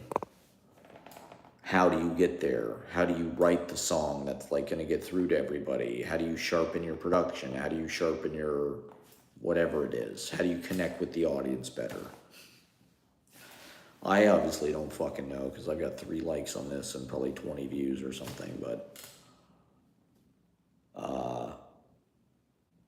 you know, I just run a dojo where people can practice, sharpen their skills for when the call finally comes. I mean, it's just it's an amazing way to see like the numbers game of the whole thing, because you see all of these people playing, performing. I don't, you know, not that they're necessarily all trying to be famous. They're all just artists. They're all doing it. It's all totally respectable and admirable and beautiful. But like, how many people make it, and how do they make it, and how much money they make, and how far do they get? Not many. I don't know that I've seen. I mean, there's a few people who have performed at the open mic that are like somewhat marketable, like comedians, I guess.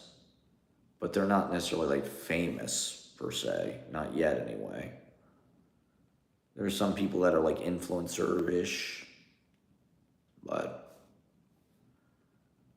we're all gonna keep trying, and I don't know, it's just about being committed to your work and disciplined and just keep creating. You know, that's really the point, is to just, that's the best thing you can do for your brain and your body and your life and your soul, is just make stuff, write stuff, play music, go play it in front of people, make movies, write jokes, meditate. Thank you for watching, everybody. Happy birthday, America. Come to the open mic tomorrow. It's going to be raining, so we'll see. All right, good night, everybody. Thanks for watching.